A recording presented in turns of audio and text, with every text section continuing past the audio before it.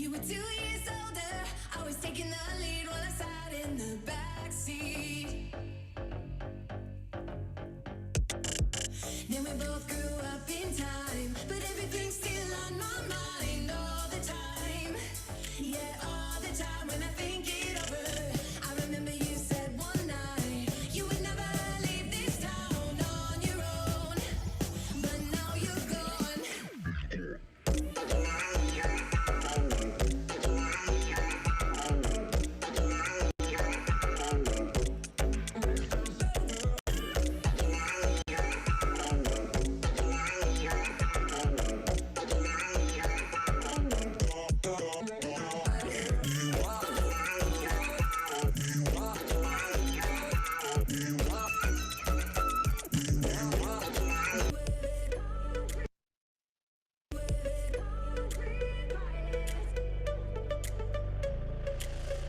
Remember our story?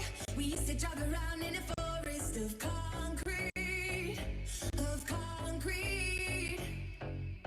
You were 2 years older. I was taking the lead while I sat in the backseat. Then we both grew up in time, but everything's still on my mind all the time.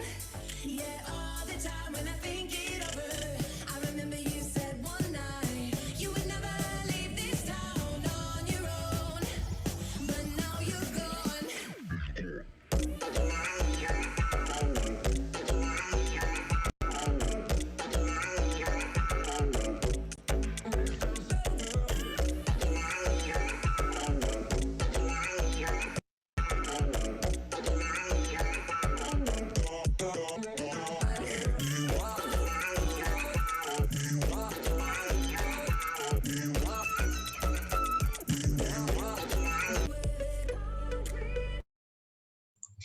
Hola chicos, ¿qué tal? ¿Cómo están? Bienvenidos. Como han podido ver en el video, este domingo 14 de febrero van a tener una actividad por la mañana a la que puedes acceder solo pagando 5 soles para el seminario de matemáticas, álgebra y aritmética. Aritmética va a estar a cargo del profesor Urbina, que ustedes lo conocen, bueno, creo que algunos lo conocen. Él dictaba en el lugar donde todos nos conocimos, entonces sí saben quién es. Y el profesor Ábalos de álgebra, que también lo recuerdan, yo estoy segura que lo recuerdan. Chocolate. Así es, el profesor más conocido como Chocolate, que también ha sido su profesor, que también les ha dictado. El profesor Freddy Ábalos. Él va a estar dando el seminario. Israel no lo conoce. Es que tú ibas a empezar el anual y te iba a enseñar el profesor recién. Hola, buenas tardes, ¿cómo están? Sí, por eso digo que algunos lo conocen. Bueno, el profesor Urbina es un gran profesor. A mí me enseñó aritmética. Y el profesor Ábalos también me enseñó álgebra. El profesor Ábalos y el profesor Urbina fueron quienes me enseñaron. Claro. Antiguísimo, mira, se le he enseñado acá, te le he enseñado como hace 45 años. ¿No? Será, ¿no? Sí, pues claro, sí, hace años atrás, el mismo año que recibí clases de Historia del Perú a cargo del excelente profesor Francisco Mendoza. Mentira, porque yo no enseñaba Historia del Perú, ahí enseñé Historia Universal. Ya ves, se cayó tu mentira. Pero yo recibí clases de usted. Pero Historia Universal. No, es que en serio, Israel me dice eso, le dices a todos los profes. En serio, los profesores que les estoy enseñando a ustedes me han enseñado a mí. Han sido mis profesores. El profesor Suárez me enseñó geografía, el profesor Chicorita, claro, como no, química. Quien no me enseñó, no fue mi profesor, fue Mesa. El profesor Mesa no era, bueno, no lo tuve como profesor, no. A mí me enseñaba un profesor que se llamaba Jairo. Ah, claro, el profesor Panchito, el profesor...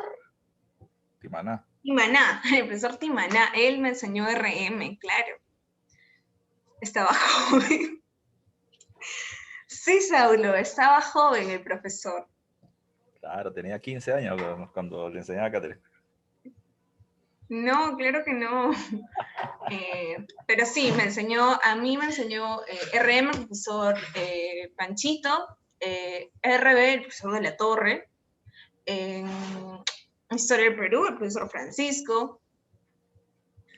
No, perdón, Historia Universal, el profesor Francisco. El profesor Francisco me enseñó Historia Universal, Historia del Perú. Historia Universal la enseñó el profesor Francisco Mendoza, sí, ya lo recuerdo. Hasta Mestanza le enseñó yo. Claro, claro. Lenguaje me enseñó una miss que se llamaba Betsy.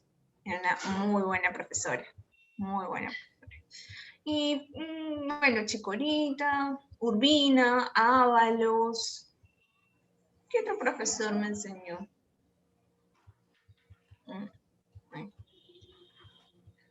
Claro, el profesor Mendoza ha sido profesor del profesor Mestanza. Mestanza ha abierto su academia vendiendo mis libros.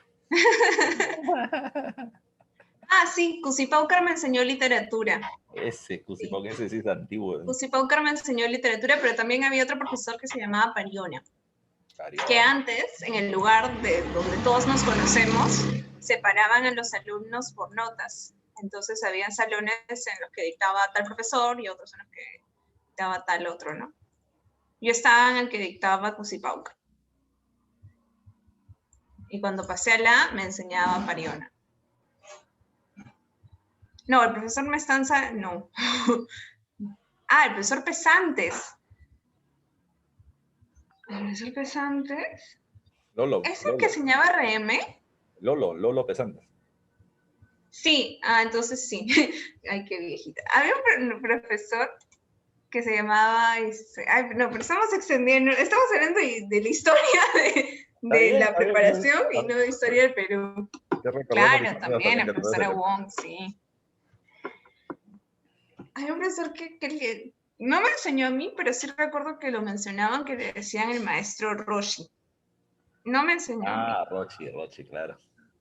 A mí me enseñó Rodríguez, trigonometría. Sí, me enseñó Rodríguez, trigonometría. Rodríguez y Cumpa, claro. Sí, él. El cosito, justo el cosito. El profesor José Luis Rodríguez y John Cusipaucar son mis grandes amigos. Los quiero muchísimo. Claro. A ellos, a Padilla, al profesor Suárez de biología, a Suazua. No, a mí biología me enseñó Guamash. Y luego Cutipa. Muy bueno, Guamash. Cutipa es el loco Cutipa. Yo lo conozco a Cutipa. Sí, luego me enseñó Cutipa. Pero Guamash es un muy buen profesor. Uy, sus pizarras. Sí. Cutipa, cuando yo comencé a dictar en otra institución hace muchos años, en el mismo año entré con Cutipa, en el 2002, hace casi 20 años atrás. ¡Wow! Cutipa, claro, el de biología, Efraín. A mí me enseñó Cutipa el de biología. El de RM no me enseñó. Es más chibolda. Sí. Y así, un montón de profesores, pero casi todos los que enseñan aquí han sido mis profesores. El profesor Marino también me enseñó literatura, porque también estuvo enseñando un tiempo por ahí, por San Juan. Sí. Sí, pues casi todos. Nada, menos Pérez, ¿no? Pérez no ha sido mi profesor. Allen tampoco ha sido mi profesor. Pero los demás sí. Sí. Ah, mira. Félix tampoco ha sido mi profesor. Yo estuve un año, Marco, preparándome, un anual.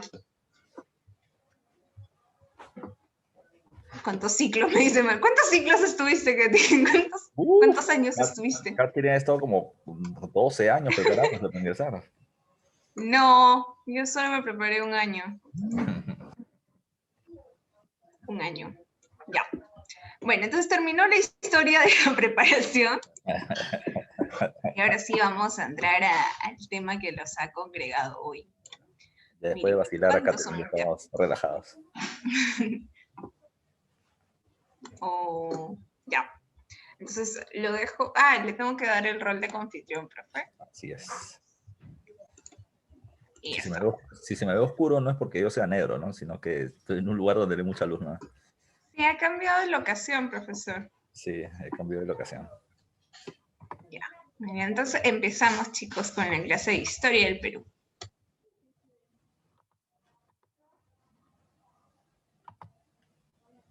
Ya, muchachos.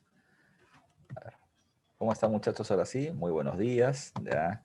Esta semana tenemos que seguir avanzando, ya estamos en las últimas semanas de avance de este ciclo y tenemos que hacer temas un poquito más, ¿cómo se puede decir?, condensados en una clase. Tenemos que hacer 3 temas y por lo tanto tenemos que hacer 5 gobiernos. Así que les voy a terminar pidiendo mucha atención porque el tema termina siendo, o el tiempo es corto para poder hablar de tantos temas. Un primer punto que debemos considerar es, estos temas han venido en pregunta de examen de admisión. La verdad es que tercer militarismo y primavera democrática, muy poco, ya muy poco. Del Ochenio de Odría se han venido varias preguntas, pero a todos hay que tomarle su atención respectiva, ya porque en realidad no hay en historia del Perú unos puntos donde uno se puede terminar diciendo de esto ha venido más, de esto ha venido menos, este tema me interesa más porque ha venido mucho más o no. Hay muchos puntos precisamente por observar, ¿ya? Entonces, entonces vamos a terminar trabajando ahora el tema del tercer militarismo. Entonces, comencemos ahora con el tercer militarismo. Primero, ubiquémonos un poquito en el contexto. Recuerden que se había producido el crack de 1929 en los Estados Unidos y con esto se va a terminar generando la expansión de la crisis económica mediante la llamada Gran Depresión. Recuerden que Estados Unidos tuvo como primera medida terminar intentando resolver su problema económico alimentando su economía en crisis con más dólares. Entonces, para poder tener ellos más dólares, tenían que evitar que sus capitales se fuguen. ¿Cómo intentaron evitarlo? Medida número 1, van a terminar reduciendo casi a cero los préstamos internacionales y van a terminar reduciendo las importaciones de productos o materias primas. Países como el Perú, que dependían tanto de los préstamos y de la exportación de materias primas a los Estados Unidos, se van a ver duramente perjudicados. Y más cuando Estados Unidos se dio cuenta de que esto no terminaba siendo la solución y comenzaron a retirar sus inversiones de la región. Recuerden que el Perú termina perdiendo como el 80% de sus ingresos económicos y nuestra crisis se va a terminar incrementando. ¿Qué pasa en el país? Cierre de empresas, devaluación monetaria, gente sin trabajo, le echaba la culpa al gobierno de Leguía. Y por lo tanto, no solamente el gobierno se debilitó, sino que además de eso las movilizaciones sociales se multiplicaron. En la calle la gente pedía la salida de Leguía. Y por otro lado, un gobierno de Leguía mucho más débil terminó bajando la guardia con respecto al control que éste había ejercido con respecto a la oligarquía, a la república aristocrática que había terminado controlándola. ¿Qué va a suceder a continuación? Este gobierno de Leguía, debilitado en las calles por la situación económica, va a terminar recibiendo un golpe de Estado de un militar llamado Luis Miguel Sánchez Cerro, quien va a terminar representando los intereses de los grandes hacendados. Ahí es donde tenemos que entrar a ver un punto que termina siendo esencial. Cuando hemos estado trabajando los periodos anteriores, ya yo les comenté esto, ya, pero te lo explico nuevamente en una línea de tiempo. Recuerden que durante la época de la República aristocrática, el poder estuvo en manos de los grandes hacendados, de los grandes dueños de tierras, sobre todo de la zona de la costa norte, productores de azúcar. ¿Ya? El poder estuvo en manos de los grandes hacendados.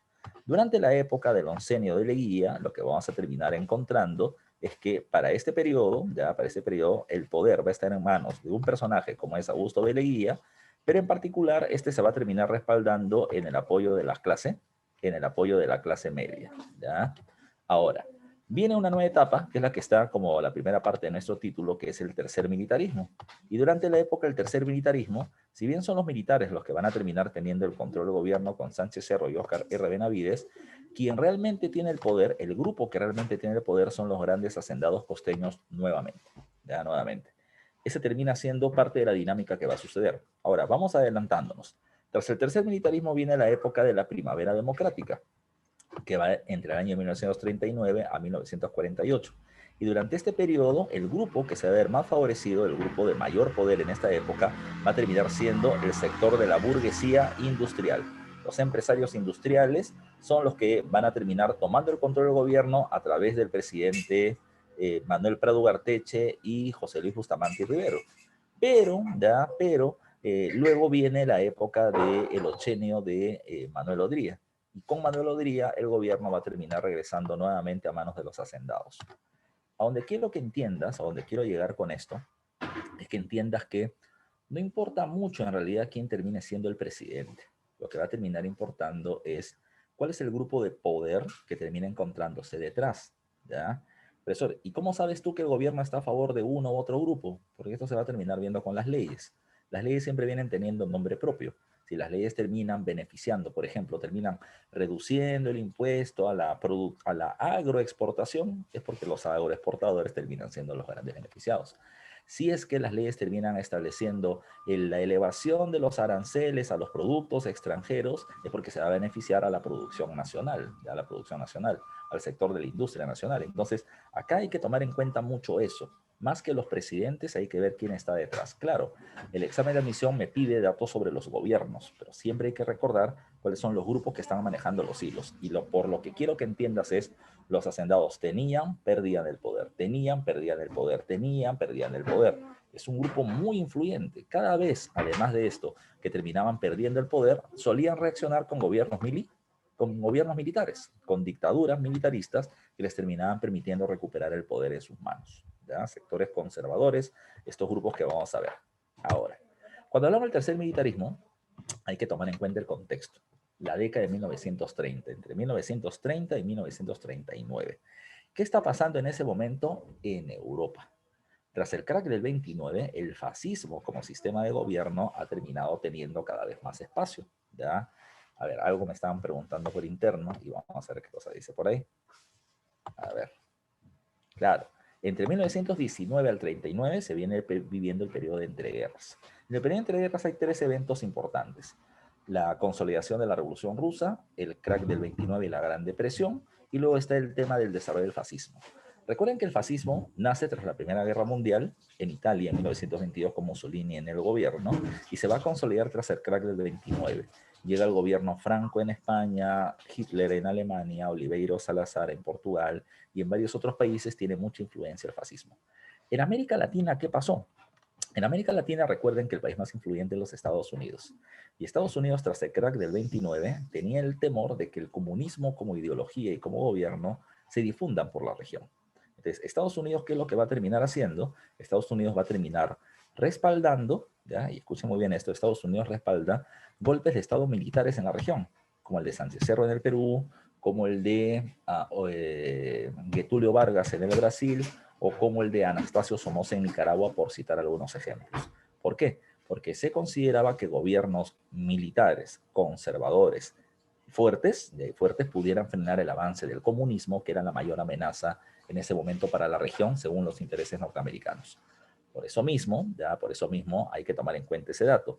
En el Perú no se defendía una burguesía industrial porque no la veníamos teniendo. Pero en el Perú este gobierno militarista va a terminar defendiendo los intereses del grupo tradicional que son los grandes hacendados. ¿Ya? Sí, pero el Plan Cóndor es mucho más adelante, es la época de Francisco Morales Bermúdez, estamos hablando de los años 70. ¿Ya? Ahora, regresando acá, mire, en el tercer militarismo como periodo de la década del 30 encontramos, número uno, que el gobierno está dirigido por militares, por eso hablamos del tercer militarismo, pero estos militares son autoritarios, ¿ya? Van a concentrar el poder del Estado en manos de los militares, ya en manos de los militares van a tomar medidas conservadoras, anticomunistas, y por eso es que podemos hablar de que terminan teniendo una fuerte influencia del fascismo, ¿ya? Estos gobiernos son de tendencia fascista. No creas que vamos a tener un Hitler en el Perú que va a terminar mandando a matar a todos los indígenas porque los considera raza inferior. No. No es de ese tipo, sino que va a terminar siendo principalmente antiliberal y anticomunista. ¿Ya? Antiliberal, ¿a qué nos estamos refiriendo? Que van a recortar los derechos individuales, ¿ya? Van a haber toque de queda, ley de emergencia, anula los partidos políticos que representan amenazas para el poder de la élite, y eso es lo que encontramos con un gobierno de tendencia antiliberal. Precisamente como los hacendados a través de los militares habían logrado sacar a Leguía, pues ahora intentan retirar cualquier amenaza a su poder. De esa manera, el APRA y el Partido Comunista, partidos populares, van a terminar siendo perseguidos y además de eso van a ser ilegalizados para defender los intereses de la oligarquía de los grandes hacendados. En el aspecto económico, recuerden que la llamada Gran Depresión va de 1929 a 1933. Tenemos 4 años de una caída permanente de la economía mundial. Del año 33 en adelante, ya la economía de los Estados Unidos que aplica el New Deal comienza a crecer progresivamente, ¿ya? Y a partir del año 36 Estados Unidos ya comienza a dar préstamos y comienzan a haber obras de gran envergadura como la carretera panamericana, la carretera central, y la economía poco a poco se comienza a equilibrar. Por eso dice acá, hay una depresión económica mundial del capitalismo y una lenta recuperación durante esta década del 30. Además de eso, ante el hecho de que haya una falta de préstamos y una falta de inversiones desde afuera, desde el interior se comienza a promover que el Estado intervenga en la economía para las obras públicas y para otras medidas más. Por ejemplo, aparece el desarrollo del Banco Agrario o el Banco Agrícola y el Banco Industrial. Ya te voy a explicar eso más adelantito. En el tema internacional hay una amenaza de guerra con Colombia que ya vamos a explicar también qué sucedió. Vamos a los hechos políticos, ¿ok? 1930. Sánchez Cerro da golpe de Estado, pero no se convierte en presidente del gobierno, sino que va a terminar estableciendo un sistema llamado como la Junta Militar. La Junta Militar va a desarrollarse entre el año 1930 y 31 y tendrá a Luis Miguel Sánchez Cerro como el primer presidente de la Junta Militar. Ahora, cuando él llega al gobierno, echa la culpa de todas las desgracias al presidente Leguía, ¿ya? Es como que, por ejemplo, no hay, o hay muchos muertos, o hay muchos enfermos por el tema del coronavirus, Sagasti tiene toda la culpa y es un presidente ineficiente.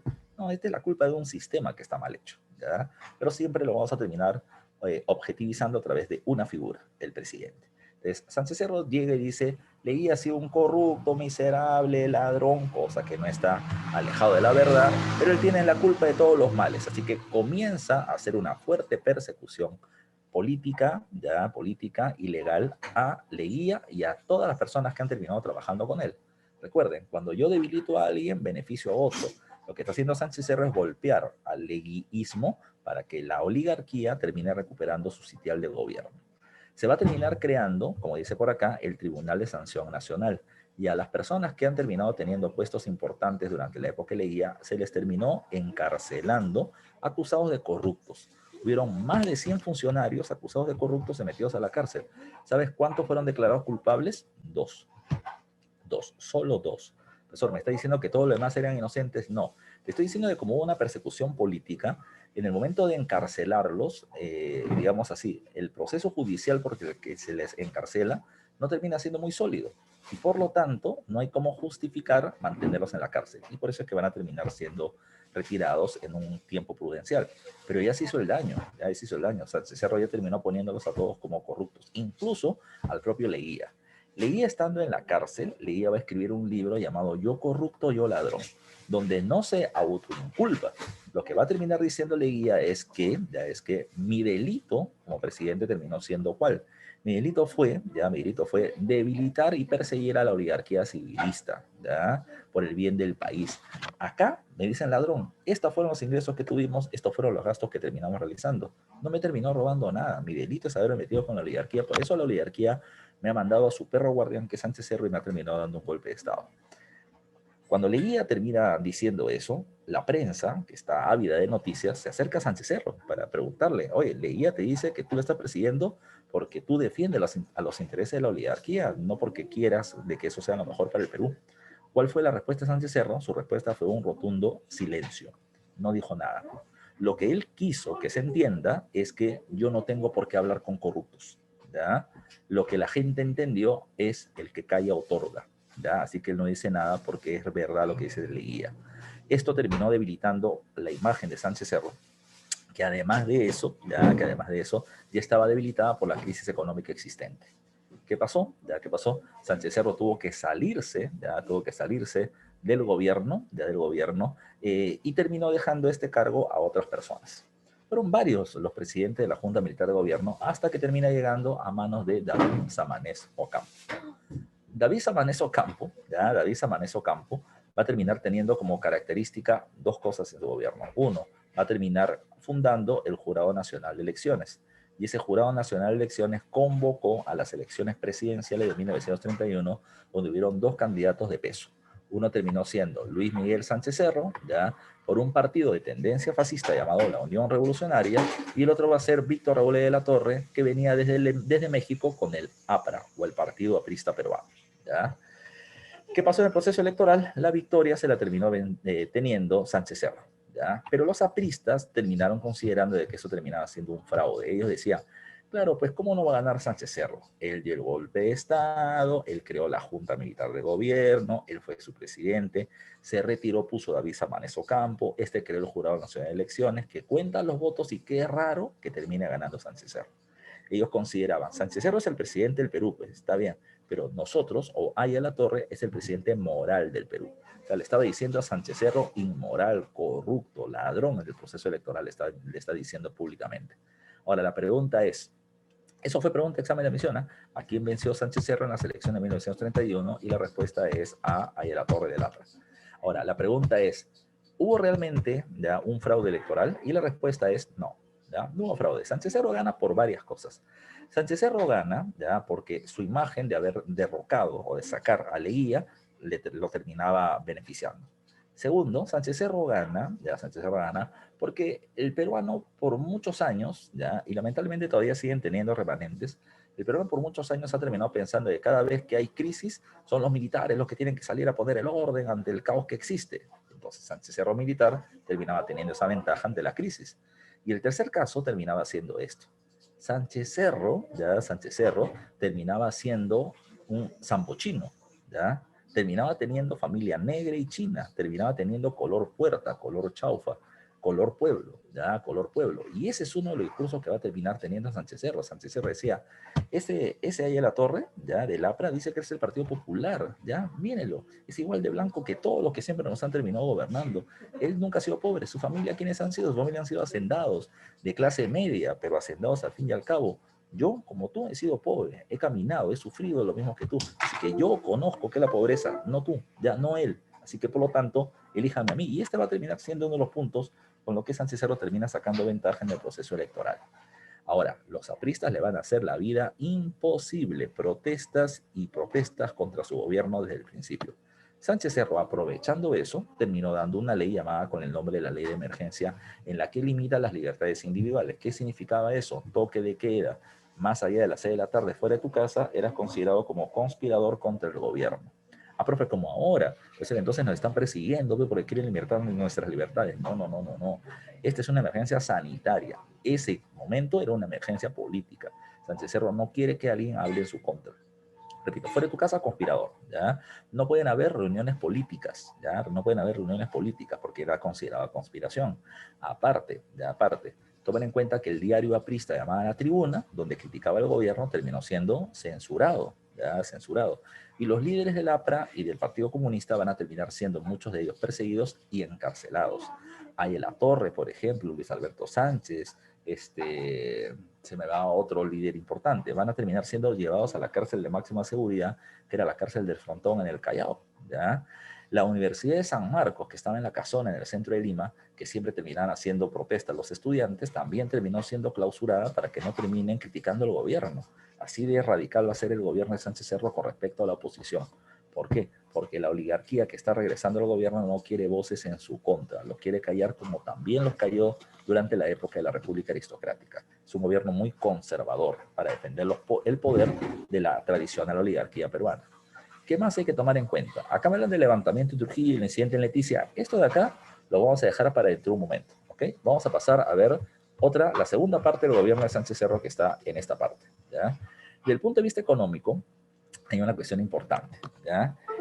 Habíamos hablado de que la situación económica de los Estados Unidos era un poco complicada, ¿ya? Por el tema de la Gran Depresión y la crisis. Pero hay que tomar en cuenta otra cosa más. Estados Unidos no sabía cómo afrontar el tema, ¿ya? Y en América Latina mucho menos. Estados Unidos manda una misión económica a América Latina que se le conoce con el nombre de la misión Kenmerer.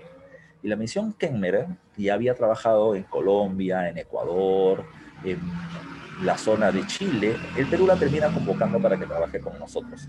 ¿Qué plantea la misión Kenmerer? La misión Kenmerer plantea un mayor intervencionismo del Estado en la economía, ¿ya? Eso, en términos económicos, no sé si lo has visto en economía y en historia universal, se le conoce con el nombre del keynesianismo, ¿ya? Recuerden, la crisis de 1929 se había producido por una crisis del modelo económico liberal. Mucha oferta, poca demanda, ¿ya? Mucha oferta, poca demanda. ¿Qué pasó ahora? John Maynard Keynes terminaba planteando que era mejor que para regular la economía y evitar una crisis, el Estado tenga una intervención más fuerte en la misma. Esto es lo que estaba haciendo la misión Kemmerer. Ah, ya, pues, profe, como Estados Unidos le estaba aplicando, nosotros también lo teníamos que aplicar. No, al contrario. Estados Unidos no estaba aplicando este modelo keynesiano. Lo terminan trayendo a América Latina para que se aplique con nosotros, ¿ya? Con nosotros. Para nosotros servir literalmente como hámster de laboratorio o conejillo de indias. Si nosotros sobrevivimos a las medidas keynesianas, pues ellos también lo terminarían haciendo. Así terminó siendo la aplicación de las medidas keynesianas en el territorio de América del Sur. Al Perú, repito, llega la misión Kemmerer y nos termina proponiendo 10 medidas para poder solucionar nuestra crisis económica. Pero nosotros solamente escogimos 3 de ellas y al final solamente aplicamos 2. La más importante de las medidas que se aplican producto de la influencia de la misión Kemmerer termina siendo la denominada Ley de Bancos. ¿Y la Ley de Bancos qué establecía? ¿Ya? ¿Qué establecía? Número 1, que todos los bancos no pueden terminar gastando el 100% de su capital, ¿ya? Pueden gastar el 90%, pero el 10% no lo pueden terminar gastando, ¿ya? ¿Por qué? Porque si se produjera una crisis como la del crack del 29, la Gran Depresión, pues se tendría que devolver este dinero a los ahorristas que han terminado perdiendo su plata. Esa era la propuesta, ¿ya? Esa era la propuesta. Ahora, ¿cómo se iba a devolver? Con ese 10%. Pero como no se tenía la seguridad que los bancos cumplan eso, se decidió darle ese 10% a quién, ¿ya? Al Banco Central de Reserva. Se crea el BCR para poder crear algo llamado como el sistema o la superintendencia de banca y seguro, ¿ya? Ellos iban a tomar ese dinero y iban a terminar comprando y vendiendo dólares para poder mantener la economía equilibrada, ¿ya? Y devolver el dinero o una porción de ella en caso hubiera una crisis mayor. Otra cuestión. ¿Sí? Como no habría inversión del extranjero porque los países están con problemas, entonces el Estado iba a terminar promoviendo la banca de fomento. Y la banca de fomento se utilizaba a través del Banco Agrario y el Banco Industrial. El Banco Agrario terminaría financiando la agricultura, pero no la agricultura de Juanito el campesino, ¿ya? Sino que iba a terminar financiando a las grandes haciendas de la costa y de la sierra, ¿ya? A quienes tenían el poder político de pasadita. Pero además de eso, también se iba a terminar creando el Banco Industrial para financiar a los empresarios que quieran entrar a ese business, a ese negocio. Eso es lo que se va a terminar creando en esta época, el gobierno financiando a la élite para poder reconstruir su economía, ¿ya? Ahora, además de eso, otro punto importante es la Constitución de 1933. Se va a terminar eliminando la Constitución del 20 porque se consideraba de que como esta había sido hecha por el corrupto Leguía, tenía que ser sacada del camino. Y se va a crear una comisión para crear esta Constitución. Hay varias cosas que se discuten en la Constitución del 33, pero hay dos que destacan. Una termina siendo la llamada Ley de los Partidos Internacionales, ¿ya? A ver, la ley argumentaba esto, ¿ya? Aquellos partidos que no hayan nacido en el territorio peruano no pueden terminar influenciando sobre la política nacional y por lo tanto no pueden participar en nuestros procesos electorales. Hasta ahí la ley no tiene nada de raro, ¿ya? O sea, un extranjero no nos debe decir a nosotros cómo nos debemos gobernar porque somos un país soberano. Hasta ahí todo está bien, pero el problema es que ¿quién era un partido extranjero? Entonces se decía, el APRA, pues. ¿Qué significa APRA? Alianza Popular para la Revolución Americana. ¿Dónde había nacido el APRA?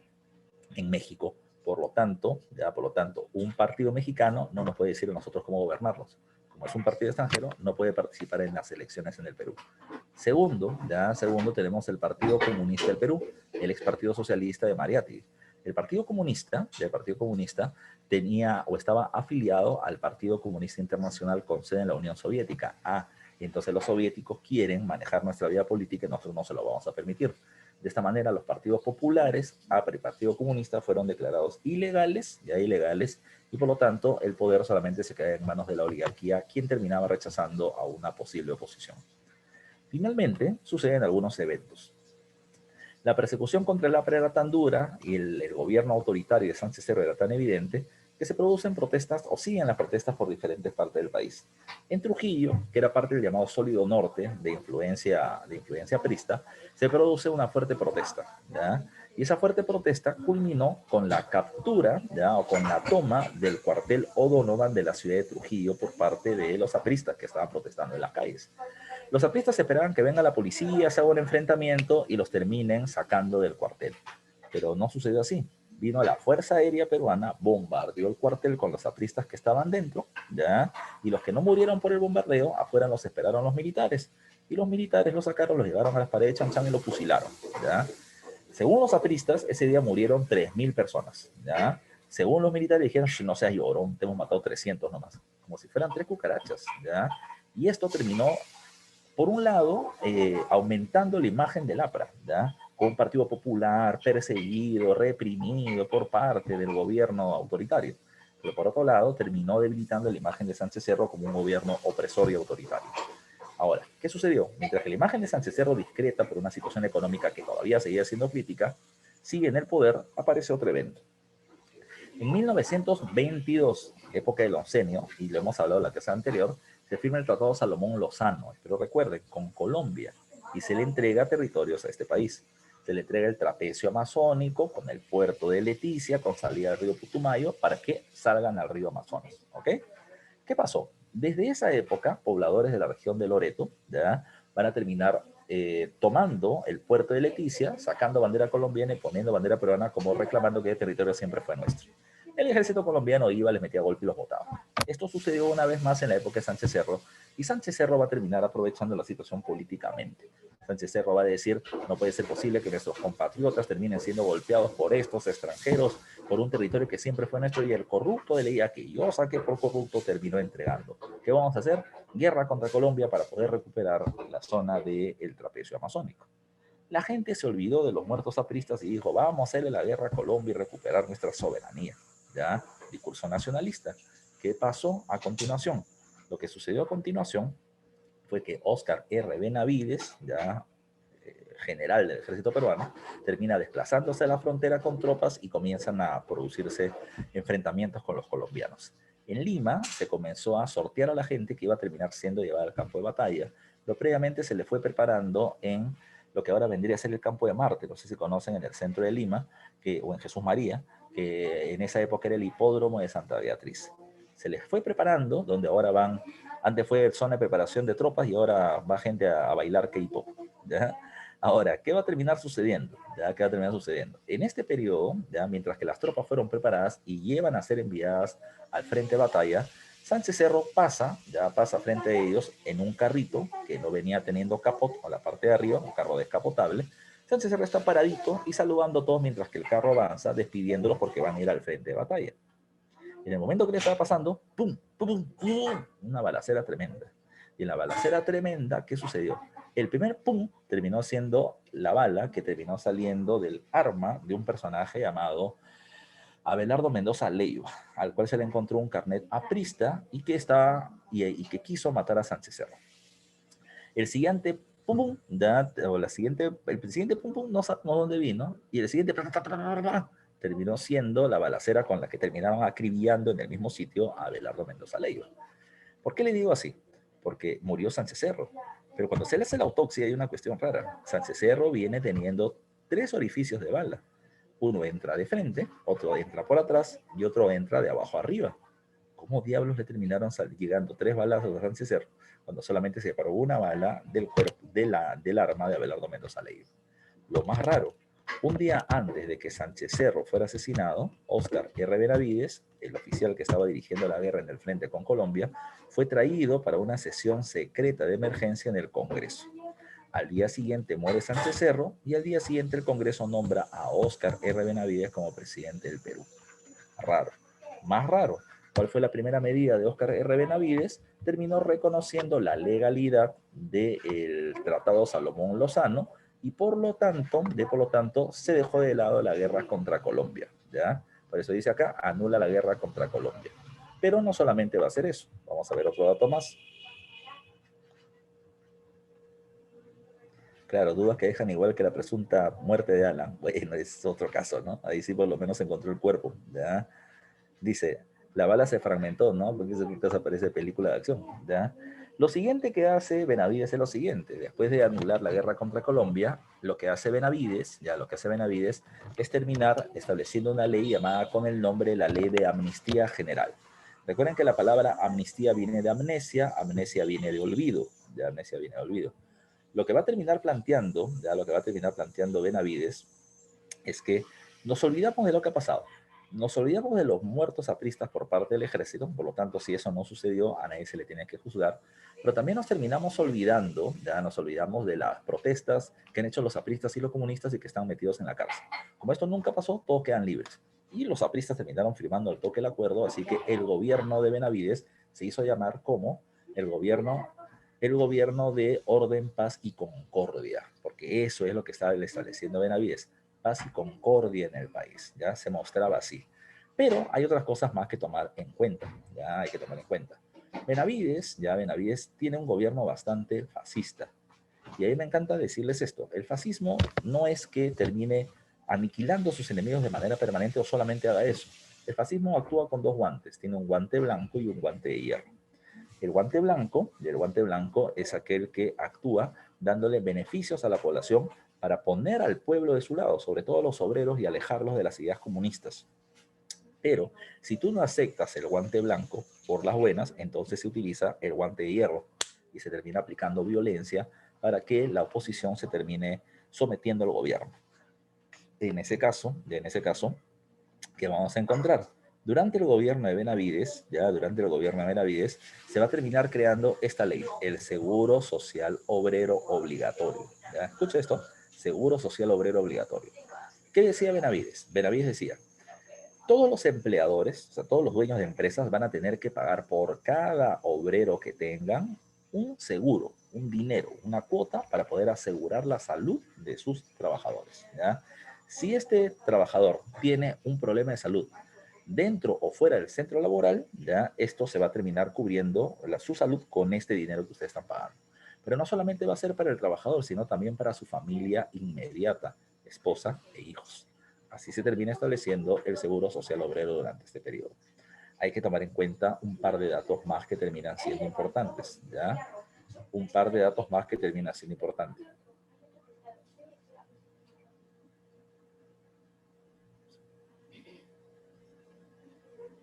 A ver, hay que tomar en cuenta esto. Mira, en la Constitución del año 33 se había terminado estableciendo, el hecho por el cual había esta ley, el matrimonio civil y la ley del divorcio, ¿ya?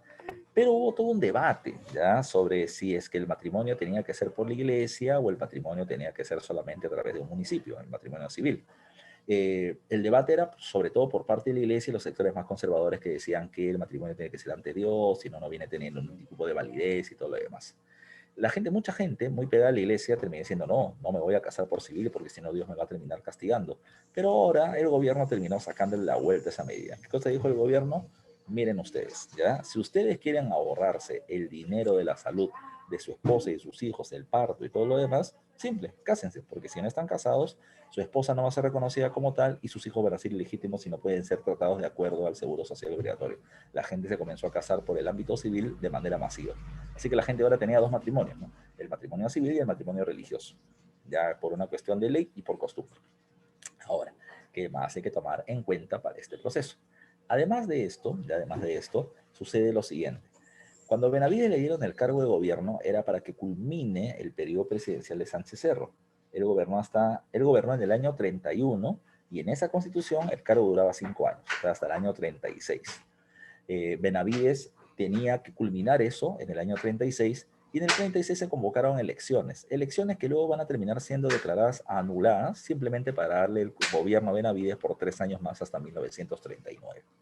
Otros datos a tomar en cuenta. Como te dije hace un rato, en 1936 la economía mundial comienza a crecer y Estados Unidos comienza a dar préstamos para obras que ellos querían. Construir una carretera que era la carretera panamericana que iba desde Alaska hasta Chile, para que Estados Unidos tenga acceso a los mercados de América Latina por completo. Estados Unidos presta el dinero, pero para su beneficio comercial, y nosotros con ese dinero tenemos que hacer nuestra parte de la carretera, ¿ya? Y pagarle a Estados Unidos luego lo que él te está prestando. Pero si Estados Unidos quiere que Estados Unidos lo pague, es que el gobierno de Benavides acepta esa medida. ¿Por qué? Porque también requería dinero para poder hacer obras, para poder dar puesto de trabajo y que la gente digamos así, calme su situación económica. ¿Ya? Benavides hace eso. No solamente esto, se construye la carretera central para entrar a la Sierra Central donde están los minerales. También se va a terminar construyendo otra cosa. Se va a ampliar el puerto del Callao para poder agilizar un comercio más fluido entre Estados Unidos y el Perú, ¿ya? Entre otras cosas más, ¿ya? Entre otras cosas más. Así que el gobierno de Benavides va a tener muchas obras.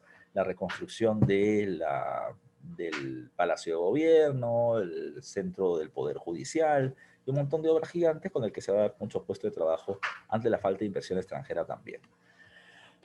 Un dato más que tomar en cuenta. Cuando Benavides fue presidente, ya aparece o se produce la Segunda Guerra Mundial. Eso es lo que le decía la vez pasada. Le decía que Benavides terminaba siendo el anticristo. Cada vez que él fue presidente, hubo guerras mundiales. ¿Ya? Espero se acuerden de eso. ¿Ya? Dice, ¿desde dónde se gobernaba antes? Ah, no, es que Palacio de Gobierno estaba, o sea, el presidente estaba en Palacio, pero Palacio se estaba construyendo. A lo que me refiero es que antes de Leguía, el Palacio de Gobierno era de madera, pero a partir de Leguía se comenzó a reconstruir de piedra, como lo terminamos teniendo ahora, y eso recién se culmina con el gobierno de Oscar R. Benavides. ¿Ya? Ahora, te decía hace un rato, te dije la vez pasada que Benavides era el anticristo, 2 veces presidente, 2 veces inició las guerras mundiales. En su segundo gobierno se inicia la Segunda Guerra Mundial, pero también hay que tomar en cuenta que Estados Unidos tiene una posición muy diferente para este periodo. Si Estados Unidos apoyó a los gobiernos de tendencia fascista, para la Segunda Guerra Mundial, cuando esta empezó, Estados Unidos ya no quería saber nada con el fascismo. Cuando comienza la Guerra Mundial, los países de América Latina decían, uy, qué rico, me voy a ganar de plata. ¿Por qué? Porque en la Primera Guerra Mundial ganaron mucho dinero por la exportación de materias primas. ¿Ya? Así que dijeron, ahora me voy a beneficiar. Estados Unidos puso una propuesta muy en claro. ¿Ya? País que quiera tener, ¿ya? País que quiera tener comercio conmigo en la Segunda Guerra Mundial, no debe tener gobierno fascista. Tiene gobierno de tendencia fascista, lo siento, pero no debe tener comercio contigo. Eso le dio paso en América Latina ya a algo llamado con el nombre de la política de la buena vecindad. Quieres ser amigo de los Estados Unidos, no tienes que tener gobierno fascista. Así que los grupos de poder ya en el Perú de aquel momento van a terminar uniéndose para poder evitar la presencia del fascismo. Y es así donde nace la llamada primavera democrática. ¿Qué es la primavera? Es la estación del año donde las plantas florecen. Es el florecimiento de la democracia. Cuando hablamos de democracia, ya muchachos, díganme ustedes, ¿qué cosa es la democracia? Ya, ahí te quiero leer tus conceptos de historia universal, de educación cívica, de economía. ¿Qué es la democracia?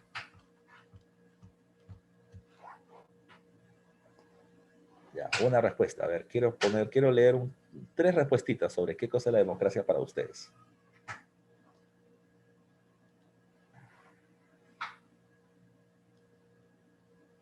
Ahí está, hay 3 respuestas ahí, ¿ya? Sobre la democracia. Es un concepto difícil, ¿eh? No creas que es tan fácil. Están poniendo el poder del pueblo, me dice Saulo, ¿ya? Bueno, ese es en términos etimológicos, ¿ya? Demos ya es pueblo, ¿ya? Kratos es poder, el poder en manos del pueblo. El gobierno de todos nos termina diciendo Piero, ¿ya? Y Saulo dice, esa es la traducción, claro, esa es la traducción. Pero cuando hablamos de democracia, ya recuerden lo siguiente, en la democracia moderna, ya en la democracia moderna, lo que terminamos teniendo es, a ver, vamos a ver qué más me están diciendo, gobierno con idea del pueblo, vamos a ver, ya. En la democracia moderna lo que hay que tomar en cuenta es que la democracia termina siendo una democracia partidaria. ¿Qué significa? De que son varios partidos políticos los que compiten por el control del gobierno. ¿Qué es un partido político? El partido político termina siendo una parte de la población organizada a través de una misma idea o de un mismo interés y que se reúnen para poder competir y llegar al gobierno. Cuando estos lleguen al gobierno, lo primero que van a terminar haciendo es defender sus intereses de grupo. Yo como grupo he llegado al poder y quiero que mi grupo se termine beneficiando. Te voy a terminar sacando una serie de leyes para que mi grupo se beneficie. Claro, este grupo también viene teniendo un interés nacional y por lo tanto viene teniendo propuestas de cómo debe ser la economía, de cómo debe ser la educación, de cómo debe ser el sistema político, pero no te olvides que por delante del colectivo están sus intereses de grupo. Eso es lo que tienes que tomar en cuenta. Si tú crees idealmente que la democracia es el gobierno para el pueblo, está fregado. Eso no existe. Eso no existe. Ahora, cuando hablamos de la democracia hay otro factor. La democracia es partidaria y competitiva. Es decir, los candidatos van a terminar disputándose la llegada al gobierno, ¿ya? La llegada al gobierno. Y en la democracia tiene que existir algo llamado con el nombre de tolerancia. Es decir, en un proceso electoral pueden participar diferentes grupos de diferentes tendencias, de diferentes ideologías, ¿ya? Yo puedo discutir contigo considerando que mi propuesta es mejor que la tuya y quien tenga una mejor propuesta va a terminar siendo apoyado por el pueblo con su voto para poder gobernar. Pero yo me opongo a tu propuesta, pero respeto tu propuesta. La democracia implica algo llamado tolerancia, ¿ya? Tolerancia, ¿ya? Tolerancia. Ahora, cuando yo llegue al gobierno y tú no, tú serás mi opositor, ¿ya? Tú serás mi opositor, pero eso no significa que busques destruirme para destruir el país. La democracia tiene como característica principal la tolerancia política, la libre competencia, el enfrentamiento político, pero también la tolerancia. Eso por lo menos en la teoría, ¿ya? Eso por lo menos en la teoría. Ahora, la primera democrática es eso, es el florecimiento de la democracia. Lo que se termina planteando es que partidos de diversa tendencia, como dice por acá, van a terminar estableciendo alianzas. ¿Se van a unir para qué? Para poder evitar la llegada al gobierno de la Unión Revolucionaria. ¿Y por qué quieren evitar la Unión Revolucionaria, profe? Eso es antidemocrático. No, lo que pasa es que la Unión Revolucionaria terminaba siendo, digamos, la imagen autoritaria, la imagen dictatorial del poder que estaba contra la democracia. Y que además de eso, esta Unión Revolucionaria de tendencia fascista terminaba teniendo la desaprobación de los Estados Unidos. La desaprobación. Es decir, si ellos llegaban al gobierno, no íbamos a terminar teniendo comercio y esto no nos convenía. Hay que unirnos para defender nuestros intereses, hay que unirnos para defender la democracia, hay que unirnos para defender el comercio que se va a producir, porque si no Estados Unidos también nos saca del camino. Esa es la primera democrática que se establece. Ahora, ¿cuáles son las características de este periodo? Bueno, lo que hay que tomar en cuenta, dice acá, es que el gobierno va a ser liderado por parte de la burguesía industrial nacional, que es lo que le venía poniendo en la primera diapositiva. Durante la primavera democrática, el gobierno ya no va a ser de los hacendados, de los dueños de tierras, sino de la burguesía industrial, ¿ya? Esa es una pregunta. ¿Tuvimos en el Perú una burguesía industrial? Sí, pero no pienses que es como la segunda revolución industrial del mundo. O sea, no tenemos una burguesía generadora de tecnología, de conocimientos, de ciencia. No, no, no. Lo que tenemos es un grupo de empresarios que van a terminar comprando maquinarias a los Estados Unidos y que van a desarrollar sus propias industrias, pero no con una tecnología propia, ¿ya? Pero eso es lo que tenemos, una burguesía, se le llama nacional intermediaria, ¿ya? También se le suele llamar así, pero es una burguesía industrial nacional con nuestras limitaciones, ¿ya? Durante este periodo, además, el gobierno no lo dirigen militares, sino civiles, y a diferencia de la época anterior, hay una mayor tolerancia hacia los partidos populares. Por ejemplo, Manuel Prado Ugarteche representa a la burguesía industrial y va a terminar teniendo el apoyo electoral del Partido Comunista. Esa es una cuestión rara. El industrial burgués apoyado por el proletario comunista, ¿ya? Se apoyan contra el fascismo, que es la Unión Revolucionaria, ¿ya? Al Lapra no le va a ir muy bien, lo van a perseguir en el gobierno de Prado, pero en el siguiente gobierno, que es el de Manuel Prado Ugarteche, disculpa, el de José Luis Bustamante y Rivero, este va a terminar llegando al gobierno con los votos del APRA. Entonces, estos partidos populares terminaron siendo muy importantes, ya muy importantes durante el periodo de la Primavera Democrática, apoyando al sector industrial para poder llegar al poder. ¿Qué más hay que tomar en cuenta? En el contexto internacional, no se olviden, nos ceñimos a la política de la buena vecindad de los Estados Unidos, lo que implicaba no gobiernos fascistas, pero además de eso, firmar un acuerdo llamado con el nombre del Tratado de Préstamos y Arriendos. ¿Qué es el Tratado de Préstamos y Arriendos?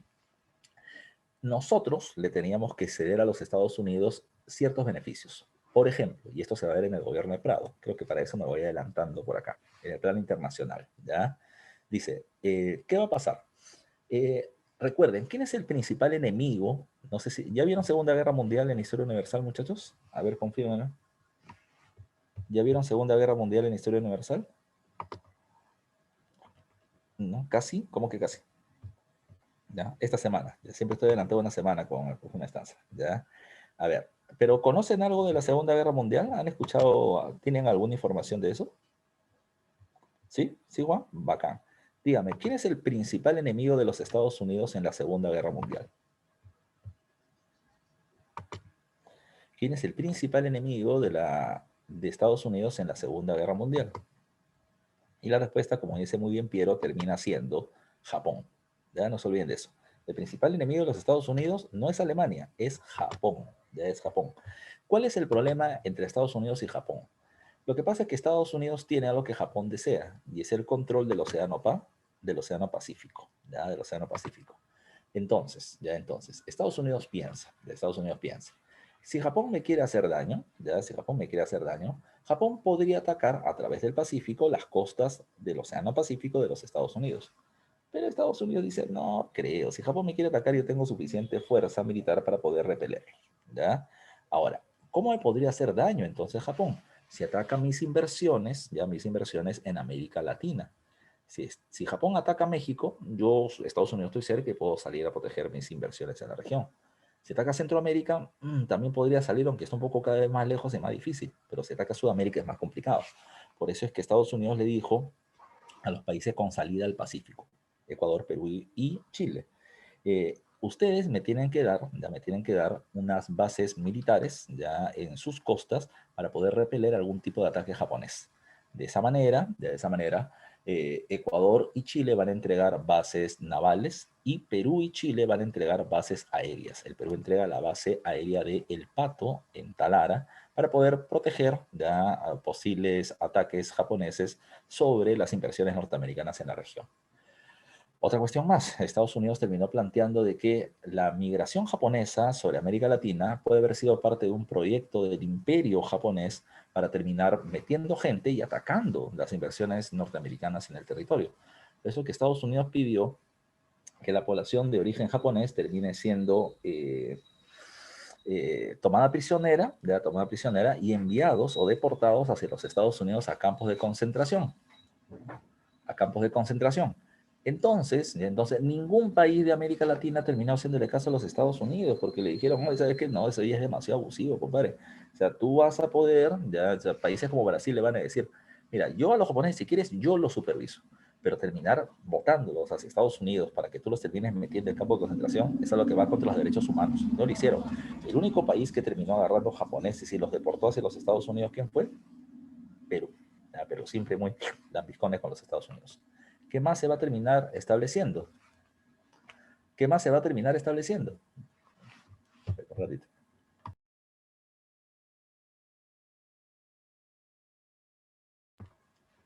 A ver, ya te estaba diciendo.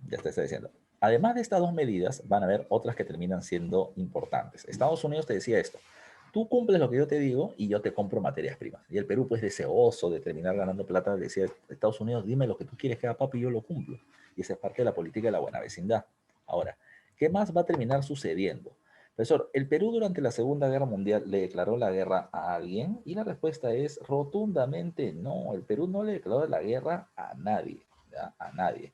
Lo que hizo el Perú fue tener una posición claramente pro-norteamericana. Y te explico cómo es este caso. ¿Ya? Te explico. Durante la Segunda Guerra Mundial, el Perú rompe relaciones con los países del eje. ¿Qué significa? Expulsamos a sus embajadores y traemos a los nuestros de Alemania, Italia, Japón y la Francia del gobierno del Vichy, que vas a llegar a ver, ¿ya? Que vas a llegar a ver. Pero no le declaramos la guerra, ¿ya? Simplemente no eran nuestros amigos. Más amigos nuestros eran Estados Unidos, ¿ya? Pero sin declarar la guerra a Alemania, por citar algún ejemplo. Por eso nos mantenemos neutrales, aunque terminamos teniendo cercanía a los países aliados, ¿ya? A los países aliados. En términos económicos, recuerden la situación, mientras duró la Segunda Guerra Mundial, las exportaciones van a ser muy altas, los ingresos del Estado también van a terminar siendo muy elevados. Tomen en cuenta, además de eso, que se produce la industrialización nacional. La pregunta es, profe, a ver, yo siempre he escuchado que Estados Unidos nunca permitiría que países como el Perú se terminen industrializando porque si no deberíamos dejar de depender de ellos, a Estados Unidos no le conviene. Y no es tanto así, ya no es tanto así. ¿Qué pasó? Cuando comenzó la Segunda Guerra Mundial, Estados Unidos va a terminar poniendo las cuentas muy en claro, ¿ok? Estados Unidos le va a decir, ¿sabes qué, Perú? Yo no puedo terminar, a ver, ¿cómo podemos decirlo? Yo no puedo terminar otorgándote o vendiéndote muchos de los productos que normalmente te vendo. ¿Por qué? Porque necesito toda mi maquinaria funcionando al 100% para la guerra mundial que se viene. Entonces, ¿qué vamos a hacer? Lo que yo voy a hacer en Estados Unidos es, mira, yo tengo un montón de máquinas que para mí, que para mi país y para mi producción ya son obsoletas. Te las vendo. ¿Qué te parece, Perú? Es ahí donde el empresariado industrial nacional dice, te las compro, papi. ¿Por qué, profesor? Pero si son máquinas obsoletas, ¿para qué las vamos a terminar comprando? Es que hay que tomar en cuenta que la maquinaria obsoleta para Estados Unidos, para nosotros era tecnología extraterrestre. ¿Ya? Así de simple, ya, así de simple. De tal manera que los empresarios industriales nacionales compran esa maquinaria y vamos a tener un proceso de industrialización local. Repito, porque Estados Unidos te lo permite en ese contexto de la guerra. Ahora hay un problema con el control de precios que también te voy a explicar en un ratito, pero para eso tenemos que ver los gobiernos.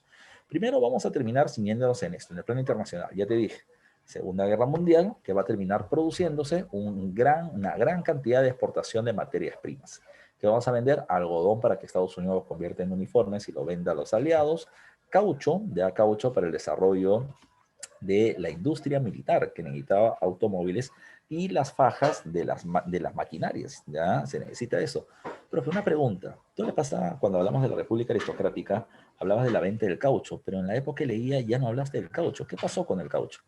Bueno, lo que sucede es que el precio del caucho se cayó, ¿ya?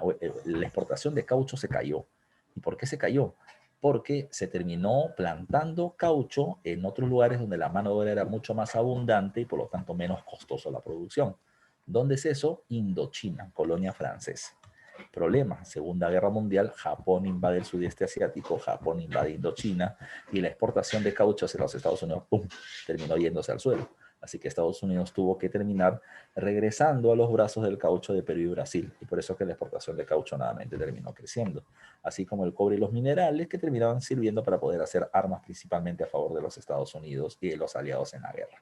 Nuestras exportaciones crecen, se forman muchas empresas para poder terminar llevando esos productos a los Estados Unidos, se generan puestos de trabajo, etcétera. La situación andaba bien.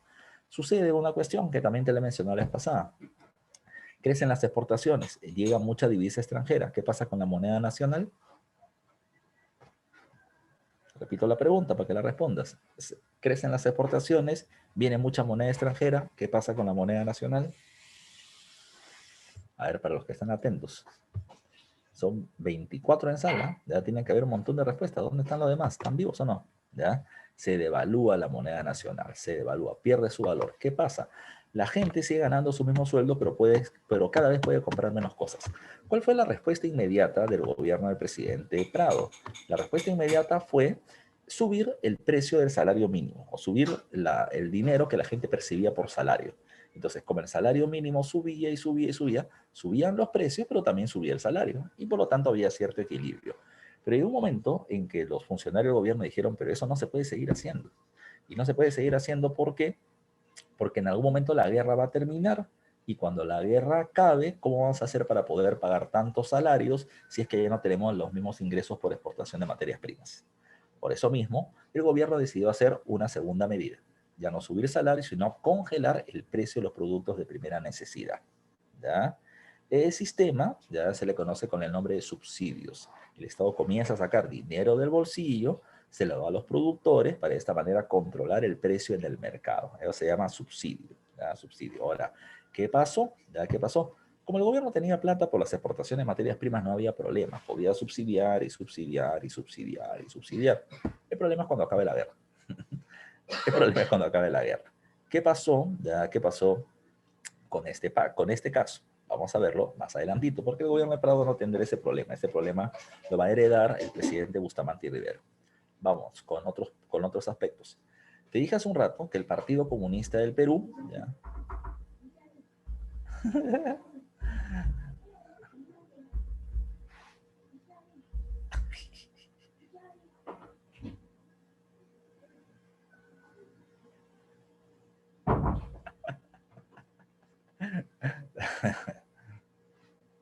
A ver, el Partido Comunista del Perú, va a terminar estableciendo un apoyo electoral a Prado Ugarteche. Te decía hace un rato que esto era raro. ¿Y era raro por qué? Porque se supone que el Partido Comunista termina planteando que una guerra mundial es una conflagración entre los países imperialistas que someten al proletariado y que lo que hay que hacer en ese momento es terminar haciendo una revolución interna para que el pueblo tome el control del gobierno aprovechando el debilitamiento de las potencias imperialistas. ¿Ya? Pero acá sucedió todo lo contrario. El grupo obrero proletario del país terminó apoyando al sector industrial para que termine gobernando. ¿Ya? ¿Sabe por qué se hizo? porque el Partido Comunista de la Unión Soviética terminó diciéndole a los partidos comunistas del mundo, es mejor una burguesía, ya una burguesía demócrata que una burguesía fascista en el gobierno. Así que mejor apoyan a los demócratas. Y por eso se apoya a Prado, ¿ya? Pero para muchos miembros del Partido Comunista, esta era una traición. ¿Cómo diablos vamos a terminar apoyando al sector industrial? Esto terminó dándole paso a la creación de algo llamado con el nombre de la CTP. ¿A qué me refiero? El Partido Comunista tenía un grupo llamado la CGTP, la Central General de Trabajadores del Perú. Pero aprovechando el debilitamiento del Partido Comunista frente a los obreros, el APRA es el que entra ahí. Y el APRA va a terminar diciendo, ya ves, ya ves, el Partido Comunista dice que es el Partido del Pueblo. El Partido del Pueblo soy yo. Yo no me he aliado a la burguesía. ¿Ya? Es más, me están persiguiendo por no aliarme a ellos. Entonces, ven conmigo y nosotros vamos a hacer la verdadera revolución. El APRA promueve la creación de la CTP o la Confederación de Trabajadores del Perú, dividiendo el movimiento obrero peruano, por citar un caso. Recuerden, aquí hay una imagen, una caricatura, en la que en este gobierno, el primer gobierno de Prado, hay una fuerte persecución sobre el APRA y representado a través de Haya de la Torre. Pero acá no queda todo. Otros eventos paralelos, y muy importante, es este de acá, la guerra con el Ecuador. El Perú no solamente va a ser parte de la Segunda Guerra Mundial, sino que el Perú viene teniendo su propia guerrita. 1941, una vez más, Ecuador nos invade. ¿Por qué nos invade? Porque consideraba que nosotros tenemos secuestrados territorios suyos dentro de nuestra región. ¿Ya? Invaden Tumbes, invaden la zona de Maynas. En Tumbes van a invadir por la zona de la costa y van a llegar hasta el río Zarumilla. Cuando el Perú se enteró del caso, el Perú terminó enviando sus tropas, y los terminó frenando en dos batallas importantes. La batalla de Aguas Verdes es una, y la otra es la batalla del río Zarumilla. Cuando se vence en la batalla del río Zarumilla, el Perú no solamente se defendió, el Perú también terminó enviando fuerza aérea hacia el Ecuador y terminamos tomando una provincia llamada la provincia de El Oro. Y lo terminamos tomando, dejando paracaidistas caer sobre el territorio ecuatoriano.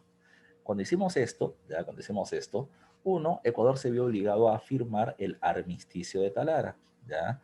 Terminó firmando un hecho por el cual dejaba de lado las armas para negociar con el Perú un acuerdo de paz. Y segundo, ya Alemania, Hitler nos termina enviando una carta de felicitación por lo que habíamos hecho. Porque habíamos hecho que a Hitler lo puso contento. Habíamos utilizado táctica alemana de guerra. Alemania en la Segunda Guerra Mundial terminó tomando territorios con paracaidistas, la isla de Creta en Grecia y no me acuerdo qué región de Holanda, creo que Ámsterdam. Y este era el preparativo para terminar también tomando con paracaidistas Inglaterra. Y el Perú terminó tomando así Ecuador. Así que Hitler nos envió una carta de felicitación para ver si nos queríamos poner un poquito del lado de Alemania. Porque Alemania venía teniendo fuertes bases fascistas en Brasil, Argentina y Chile. Pero Perú le dijo, no, ahí nomás, yo I love you Estados Unidos, nada que ver con Alemania, ¿ya? Pero fue parte de la situación. Vencimos a Ecuador y cuando vencimos a Ecuador hay alguien que se molestó, Estados Unidos. Eso, Estados Unidos se molestó porque le pegamos a Ecuador. No, Estados Unidos se molesta por otra cosa. La molestia de los Estados Unidos es que durante la Segunda Guerra Mundial, donde requería la mayor cantidad de materias primas posibles, Perú y Ecuador se están peleando en su peleita tonta, cuando Estados Unidos requiere esos recursos naturales. ¿Qué cosa va a terminar diciendo, por lo tanto, Estados Unidos? A ver, vengan chibolos por acá. Ustedes dos se me van a terminar sentando en este momento en la mesa y no se van a parar hasta que terminen solucionando sus problemas. Estados Unidos nos obligó a terminar firmando un acuerdo entre Perú y el Ecuador y ese acuerdo termina siendo el Protocolo de Paz, Amistad y Límites de Río de Janeiro, firmado en el año 1942. En ese tratado, se termina firmando algo, una medida bastante absurda. Se le dio a un geógrafo brasileño llamado Brás Díaz de Aguiar el trabajo de árbitro para que él decida cuál iba a ser la nueva frontera entre el Perú y el Ecuador para ya no seguir peleando. ¿Ya? Brás Díaz de Aguiar terminó planteando que lo mejor era establecer una frontera geográficamente visible y que no se mueva en el tiempo. Y él estableció como nueva frontera entre el Perú y el Ecuador la cordillera del Cóndor, con lo cual había un problema. ¿Ya? Se cerraba la frontera, sí, pero el Perú le tenía que ceder territorios a Ecuador para que la guerra se acabe. Eso en el Perú terminó generando mucho malestar. sobre todo por parte del oficial peruano que había dirigido la guerra, cuyo nombre era Eloy Ureta. Él decía, no puede ser posible, Ecuador nos ha invadido, nosotros les hemos pegado, ya los hemos derrotado y le tenemos que ceder territorios al invasor. Es absurdo. Los militares ponen el pecho y la sangre por la patria, mientras que los políticos terminan negociando y pierden territorios. ¿Quién quiere más al Perú? ¿Los militares o los políticos? Respóndeme tú bajo el discurso que te he dado, ¿ya? De acuerdo a Eloy Ureta, ¿estás de acuerdo con él, ¿ya? ¿O no? ¿Quién quiere más al país, los militares o los políticos? ¿El militar que puso el pecho por la patria o los políticos que terminaron perdiendo territorios? ¿Acaso, compañero, me habla de Quiñones, por ejemplo? Quiñones es un héroe de la Fuerza Aérea que terminó perdiendo la vida precisamente en el combate, ¿ya? Ahora, la respuesta para muchos era los militares, pues con ese discurso de los militares. Así que, ¿qué cosa es lo que sucedió? Habían altas probabilidades con eso, ya con esto de que los militares, ya de que los militares asuman el control del gobierno. Y Eloy Ureta automáticamente se hizo presidenciable. Porque en el Perú, ya en el Perú tenemos la desgraciada costumbre de que si alguien hace alguito bien y le pones un poco de cámaras, ya termina siendo candidato a la presidencia de la República de inmediato. Si no, pregúntale a Forsyth, ¿ya? Que termina estando perdido en el espacio y por haber terminado peleándose con algunos ambulantes de Gamarra, ¿ya? Que los terminó sacando de Gamarra, pero luego terminaron haciendo desorden en la avenida Aviación, pues ya terminaron siendo candidato a la presidencia de la República, ¿ya? Urresti, por terminar votando a algunos ambulantes de Los Olivos, ya es candidato a la presidencia de la República. Estamos mal, ¿ya? En el Perú estamos mal, ¿ya? Ahora, tomen en cuenta, ya, tomen en cuenta esa es la situación que terminamos viviendo en el Perú y Eloy Ureta ya era potencialmente candidato. Para 1945 el gobierno de Prado acaba, ¿ya? Y se tiene que convocar. Uy, ¿qué pasó? Me salté un gobierno, me salté un presidente. Ya, después le paso la... Qué raro, me salté el presidente del 45-48. Después les repongo la diapositiva con Catherine, no sé qué pasó, se me salteó una diapositiva. A ver, en el año 45, te lo explico, ¿ya? Ya van a haber nuevas elecciones presidenciales, ¿ya? Y Eloy Ureta, con la Unión Revolucionaria de Tendencia Fascista, quiere llegar al control del gobierno, ¿ya? ¿Qué sucedió? ¿Ya? ¿Qué sucedió? Bueno, lo que va a terminar sucediendo, ya lo que va a terminar sucediendo es que, eh, a ver, si es que ganaba un líder de la Unión Revolucionaria de Tendencia Fascista, pues por lo tanto no se iba a poder seguir teniendo relaciones comerciales con los Estados Unidos. Por eso es que se terminó buscando a otra persona. Hubo un grupo, una alianza electoral llamada con el nombre de el FREDENA, el Frente Democrático Nacional. Y el FREDENA, repito, era una asociación de diferentes grupos, de diferentes grupos políticos pequeños, que terminaron poniendo como su candidato a la presidencia de la República a José Luis Bustamante y Rivero. Él era un abogado y juez arequipeño, considerado como un pata muy honesto, muy probo, muy justo, no tenía ninguna mancha, era más inmaculado que la Virgen María, ¿ya? Pero ¿qué pasó con él? ¿Ya? ¿Qué pasó con él? José Luis Bustamante y Rivero, ¿ya? Del Frente Democrático Nacional, y Eloy Ureta de la Unión Revolucionaria venían teniendo casi la misma intención de votos por parte de la población para las elecciones del año 1945. Para poder ganar, por lo tanto, las elecciones, se terminó requiriendo de unos votos externos. Y esos votos externos eran ¿de quién? Eran del APRA, ¿ya? El APRA no había participado en las elecciones anteriores, pero tenía una masa electoral de más o menos en promedio 20% de los votantes. Entonces, Eloy Ureta le propone a el APRA lo siguiente: si tú me apoyas, yo te doy 2 ministerios, menos el cargo de primer ministro ni el ministro de Economía. Segundo, vino José Luis Bustamante y Rivero y le hizo una propuesta mayor. Yo te ofrezco 3 ministerios, lo que tú quieras, y además de eso, te ofrezco la mayoría de representantes en el Congreso, ¿ya? Con esa propuesta, Bustamante termina teniendo el apoyo del APRA y ganando la elección presidencial. Pero para su mala suerte, la situación se puso complicada, porque cuando llega Bustamante al gobierno, la Segunda Guerra Mundial ya había acabado. Y por lo tanto, las exportaciones se habían terminado frenando y el Perú ya no tenía las mismas ganancias de antaño, ya de antaño. Entonces, nuestra economía comenzó a entrar en problemas. Hay 2 cosas que son muy importantes de la época de Bustamante. Uno, se recupera la soberanía sobre la base aérea del Pato que se le había prestado a los Estados Unidos. Y lo segundo es que se obtiene la soberanía sobre las 200 millas marítimas paralelas a la costa. Recuerden ese dato que es importante, ¿verdad? ¿Ya? El Perú hasta ese momento era soberano o dueño, si lo quieres terminar llamando así, del espacio aéreo y del espacio terrestre. ¿Ya? O sea, ningún extranjero podía ingresar sin nuestro permiso a estos dos espacios. Pero Perú decía, ya el Perú decía lo siguiente, no solamente debemos tener soberanía terrestre y aérea, sino también marítima. ¿Por qué marítima? ¿Ya? ¿Por qué marítima? Mira, en 1814, me estoy yendo bien atrás, en 1814 se había firmado un acuerdo que debes haber visto en la historia universal, espero yo, llamado el Congreso de Viena. Después de que cae derrotado Napoleón Bonaparte, se forma el Congreso de Viena. Y el Congreso de Viena establecía la libre navegación sobre los mares a nivel mundial. ¿Ya? La libre navegación. Ahora Perú venía con una propuesta totalmente diferente. El Perú decía, nuestro mar debería ser frío, disculpa, debería ser cálido por estar muy cerca de la línea ecuatorial. Pero es todo lo contrario, nuestro mar es totalmente frío gracias a la corriente marítima peruana o corriente marítima de Humboldt. Entonces, como terminamos teniendo un mar muy peculiar, entonces el Perú reclama que este mar sea reconocido como nuestro, ¿ya? Como nuestro.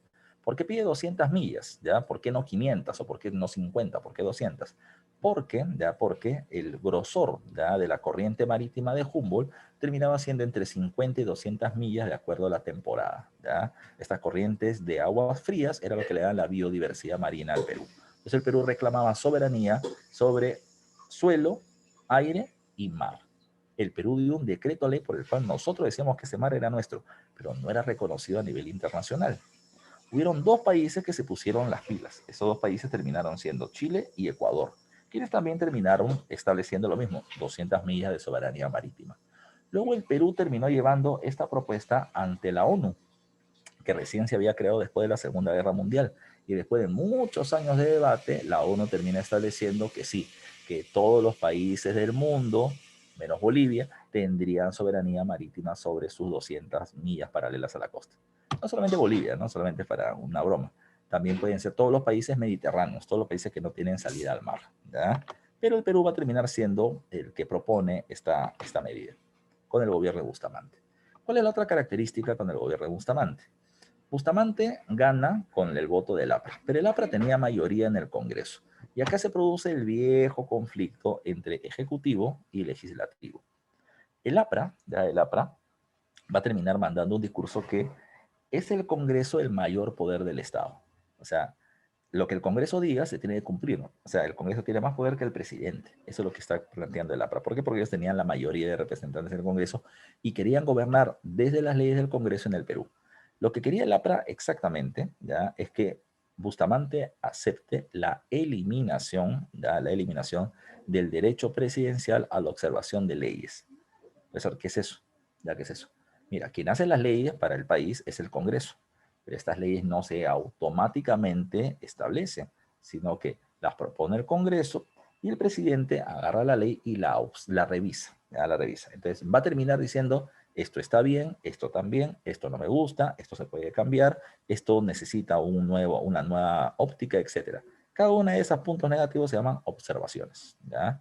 Entonces, lo que quería el APRA es que el presidente no haga observaciones, que todo lo que diga el Congreso automáticamente se cumpla. Y eso es lo que se va a terminar estableciendo, o lo que se va a querer que se establezca por parte del APRA en el Congreso. ¿Qué hizo Bustamante? Bustamante fue repetidas veces al Congreso de la República a explicarle al Congreso lo siguiente. En una república existen tres poderes: ejecutivo, legislativo y judicial.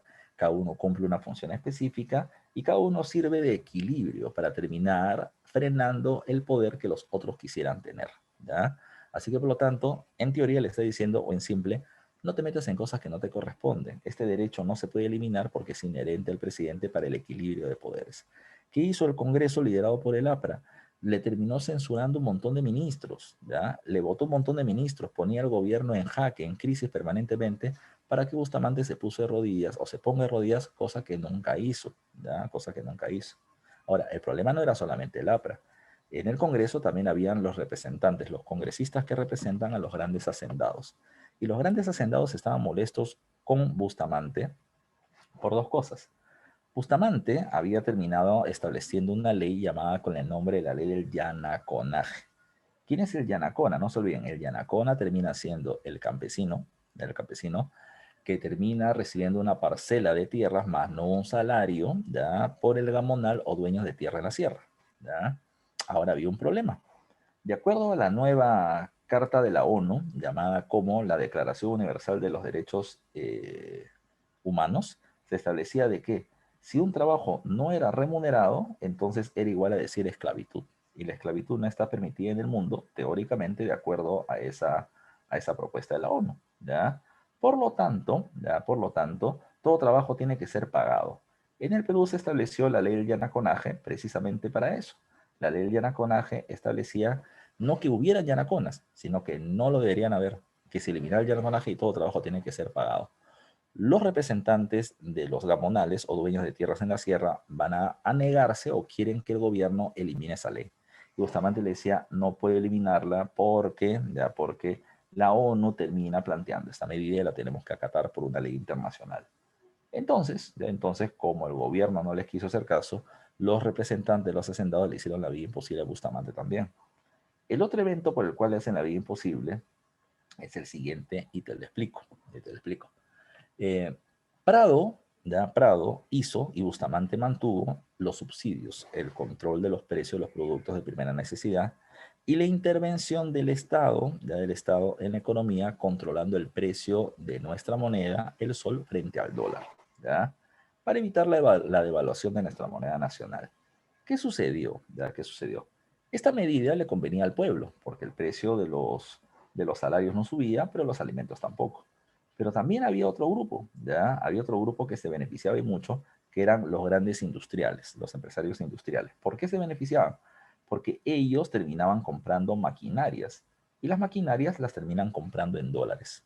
Si yo no permito que el precio del dólar suba, entonces yo necesito pocos soles para poder comprar máquinas que están en dólares. Pero si se devalúa la moneda nacional frente al dólar, yo necesitaría muchos soles para poder comprar máquinas en dólares. Esta medida de control del precio de la moneda y de control del precio de los productos le convenía al pueblo y a los sectores industriales. ¿A quién no le conviene? Al exportador. ¿Por qué? Porque si yo termino vendiendo productos por $1.000.000, por $1.000.000, si los terminamos cambiando al precio controlado del gobierno, yo voy a terminar ganando 3,5 millones de soles.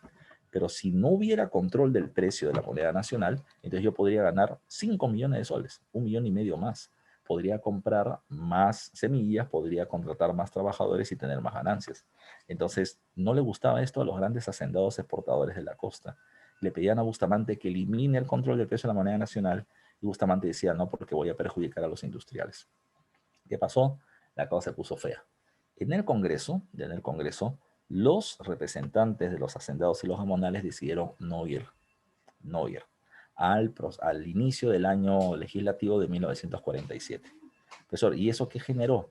Que si un tercio de los congresistas no se hacía presente, entonces no iba a haber Congreso. Porque de acuerdo a ley, si los congresistas no estaban presentes, el presidente los tiene que convocar hasta en 3 oportunidades consecutivas. Si no van en esas 3 oportunidades, entonces el Congreso se cierra. Y Bustamante lo cerró. Sin Congreso,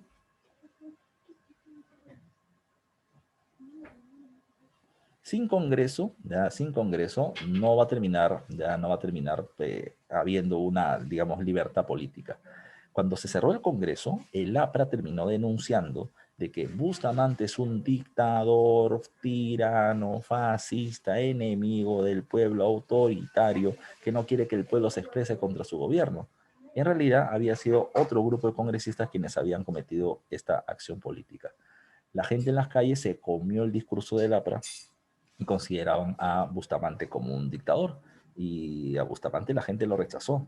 El APRA intentó de manera desorganizada un golpe de Estado contra el presidente Bustamante. Y no lo logró, ¿por qué? Porque Odría salió al frente. El general Odría del ejército salió al frente y frenó el golpe de Estado aprista. ¿Lo cual fue la consecuencia? La consecuencia es que después de que Bustamante condecorara a Odría como defensor de la democracia peruana, 2 semanas después Odría dio golpe de Estado. Y con Odría se pasa a este periodo llamado con el nombre del Ochenio. que va a gobernar entre 1948 a 1956, ¿ya? Judas Iscariote, maldito miserable, así terminó siendo Odría, ¿ya? A ver, vamos a pasar a Odría en el tiempo que nos queda. Odría va a terminar gobernando 8 años, del 48 al 56, pero del 48 al 50 lidera él la Junta Militar de Gobierno. O sea, no es presidente de la República, es presidente de la Junta Militar. En el año 50 sí llegará a ser presidente de la República y te explicaré por qué. En el 48 él llega mediante un golpe de Estado, ¿ya? Apoyado por parte de los grandes hacendados, ¿ya? Que terminaron quitando el apoyo a Bustamante. Ahora, cuando Odría da el golpe de Estado, crea la Junta Militar y ¿qué hizo? En su gobierno, él va a terminar dando esta ley que está acá, donde dice política, Ley de Seguridad Interior. Va a terminar declarando al APRA como un partido ilegal. ¿Y por qué lo va a terminar haciendo? Va a terminar argumentando que el APRA, con su intento de golpe de Estado, quiso desestabilizar la democracia, por lo tanto los ilegaliza. No pueden participar en el proceso electoral. Pero era muy raro eso, ¿ya? El APRA es ilegal por haber intentado dar un golpe de Estado, y Odría es un presidente legal después de que dio golpe de Estado, ¿ya? Entonces, lo que hace el vencedor se justifica y lo que hace el perdedor se va a terminar ilegitimando. Ahora, con la Ley de Seguridad Interior, el APRA y el Partido Comunista van a terminar siendo perseguidos por los desmanes que generan, por la desorientación de la vía nacional, etcétera, etcétera, etcétera. Los acusan de todos los males que existen en el país y van a terminar siendo puestos fuera de la ley. Puestos fuera de la ley. No pueden participar del proceso electoral, además de perseguirlos y encarcelarlos y demás.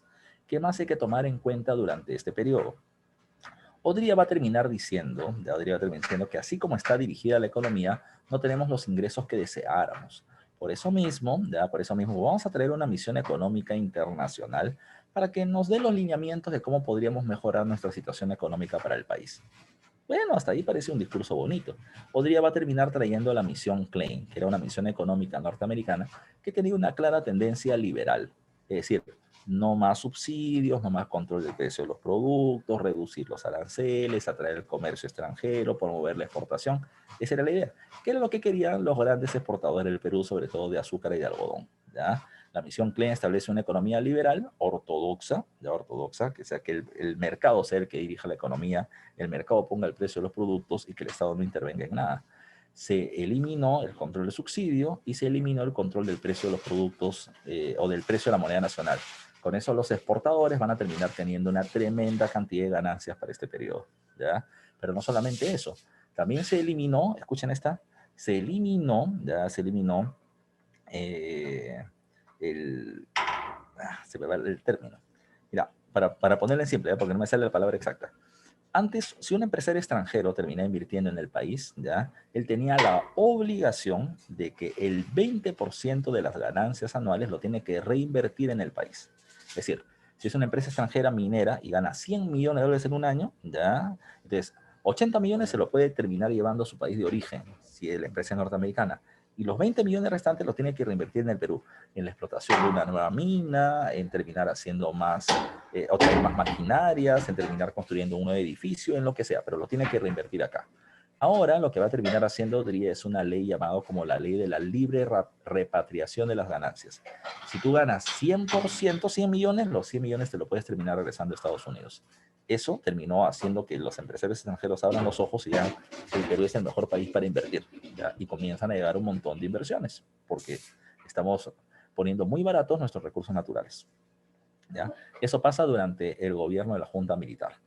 Para 1950 se convoca elecciones y de acuerdo a la ley de la época, tú no podías terminar teniendo un cargo en el gobierno y terminar siendo candidato a otro cargo. Es como, por ejemplo, que sea que hace un rato han estado hablando de Forsyth en el chat, ¿ya? Forsyth era alcalde de La Victoria y quiso ser presidente de la República, candidato. Entonces, tú no puedes tener un cargo burocrático en el gobierno, alcalde, y ser candidato. Tienes que renunciar, por eso ha renunciado. Es lo mismo que va a terminar pasando acá. Odría renuncia al cargo de la presidencia de la Junta Militar, baja al llano, es lo que dice acá, baja al llano porque pasa a ser un civil más y entra al proceso electoral de 1950. En el proceso electoral, Odría gana con el 100% de los votos contables. Profesor, ¿cómo así? ¿Ya? ¿Cómo así? Es que fue el único candidato, ¿ya? Y fue el candidato único, ¿por qué? Porque el Jurado Nacional de Elecciones se terminó encargando de eliminar a todos los demás candidatos que pudieran amenazar el poder del gobierno autoritario de Odría. Para 1950 hubo un caso en especial. Un grupo de estudiantes escolares terminó tomando el municipio de Arequipa en protesta contra la dictadura de Odría. Y esto terminó siendo apoyado por grupos de obreros y luego por estudiantes universitarios. Y el gobierno terminó enviando militares, ¿ya? Terminó el ministro del Interior, Esparza Sañartu, terminó enviando tanquetas y militares armados a meterle bala a la gente que estaba haciendo protestas. Y murió un montón de gente. Cuando le preguntaron ya al candidato Ernesto Montañe, que también era militar, si él estaba de acuerdo con lo que había sucedido, él dijo, no, mi gobierno terminará siendo un gobierno democrático y se van a terminar permitiendo las expresiones de protestas siempre y cuando termine respetando la ley. Entonces, el APRA en ese momento, el APRA que estaba ilegalizado, terminó diciendo lo siguiente. Los líderes apristas, como era Torre, dijeron, bueno, Ernesto Montañe parece ser un buen candidato, así que todos los apristas voten por Montañe. El Jurado Nacional de Elecciones dijo, no, pues, no, ya. Si el APRA es un partido ilegal, porque no puede participar del proceso electoral, entonces, si los apristas van a votar por Montañe, eso ilegaliza a la vez a Montañe, y por lo tanto se ilegaliza el proceso electoral. Montañe no se le permitió ser candidato, lo sacaron de la candidatura y Odría quedó solito. Profe, ¿estuvo bien o mal ese razonamiento? Estaba muy mal, estaba muy mal. Lo que no se permite con la ilegalización del APRA es que el APRA no tenga candidatos a la presidencia. Pero los ciudadanos que son apristas tienen derecho a votar porque se les dé la gana. Pero esa terminó siendo una ley para que Odría gane solito. Hay que tomar en cuenta algo, ¿eh? Odría tiene una frase, ¿ya?, que es hechos y no palabras. Odría era muy malo hablando, muy malo hablando. Acuña, ¿ya? César Acuña es Pericles a su lado, es Alan García a su lado, ¿ya? Odría era malo. Él cada vez que hablaba perdía votantes, ¿ya? Perdía seguidores, ¿ya? Perdía likes, ¿ya? Así de malo era, ¿ya? Así, pero tenían que sacar a los candidatos de oposición para que él termine teniendo cierta ventaja.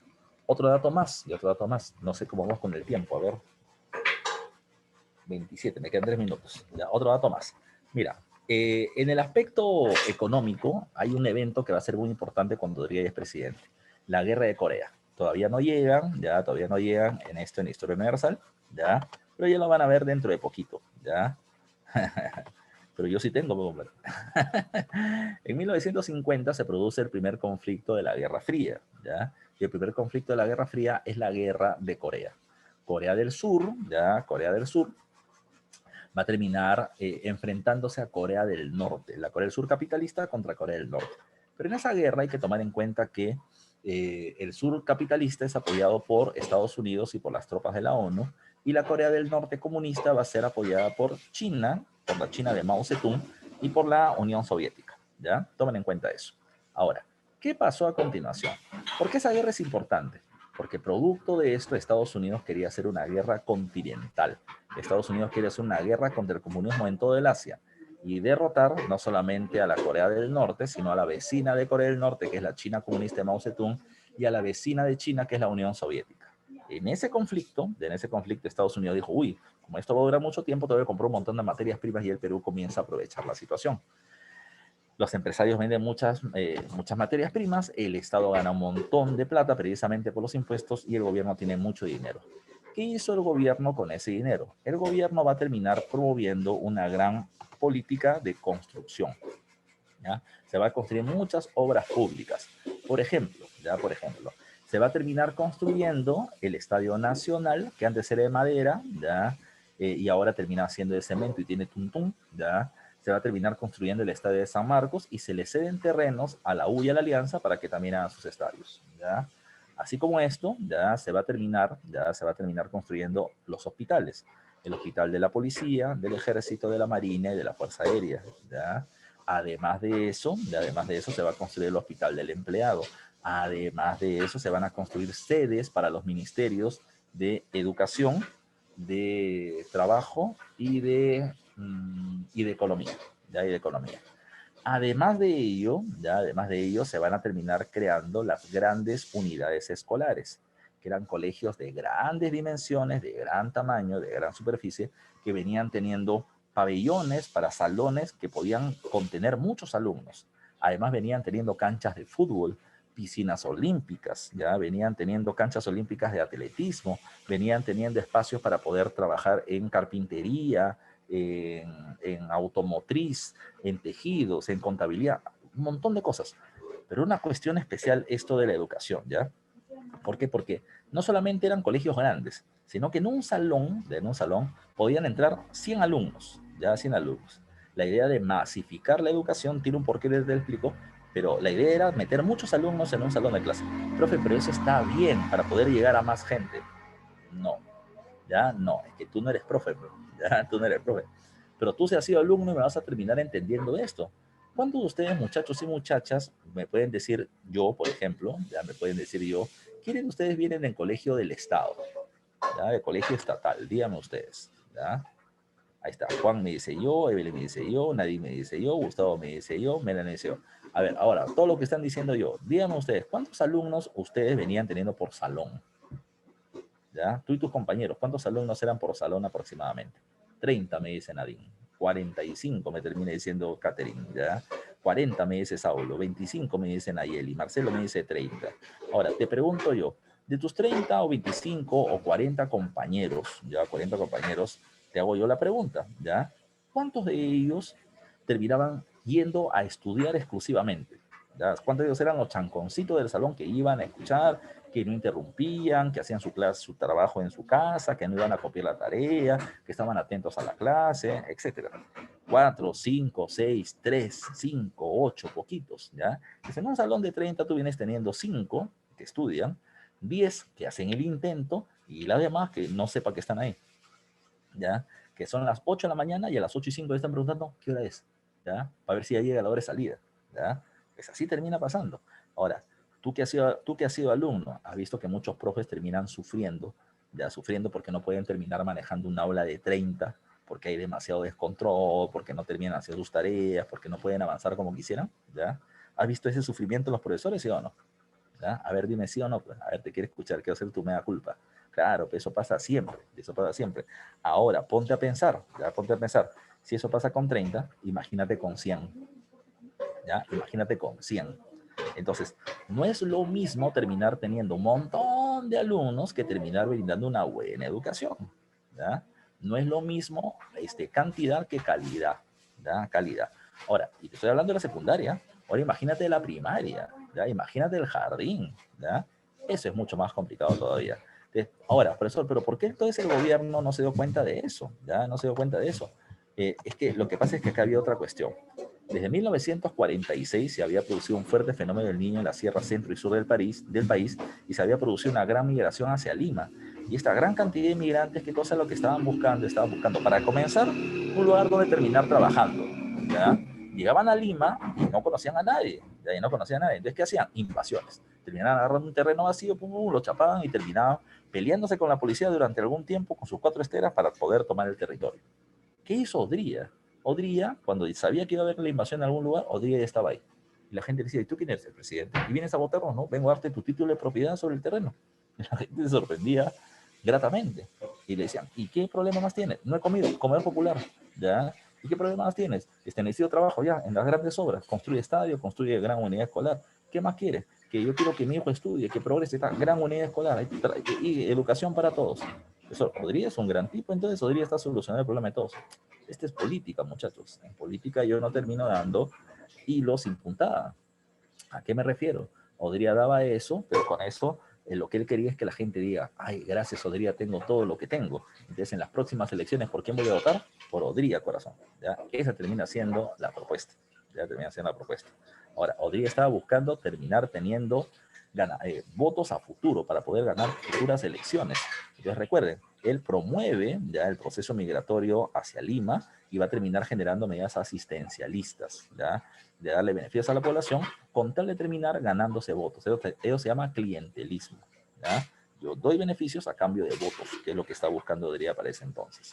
¿Qué más hay que tomar en cuenta? Durante su gobierno hay otras medidas que son importantes. 2 más antes de poder retirarnos. 1. Se crea durante su gobierno el Centro de Altos Estudios Militares.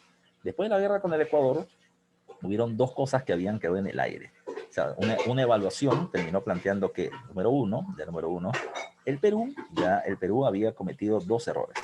Ejército, Marina y Fuerza Aérea, cada uno de ellos actuaba por su parte. La idea era integrar a los tres grupos.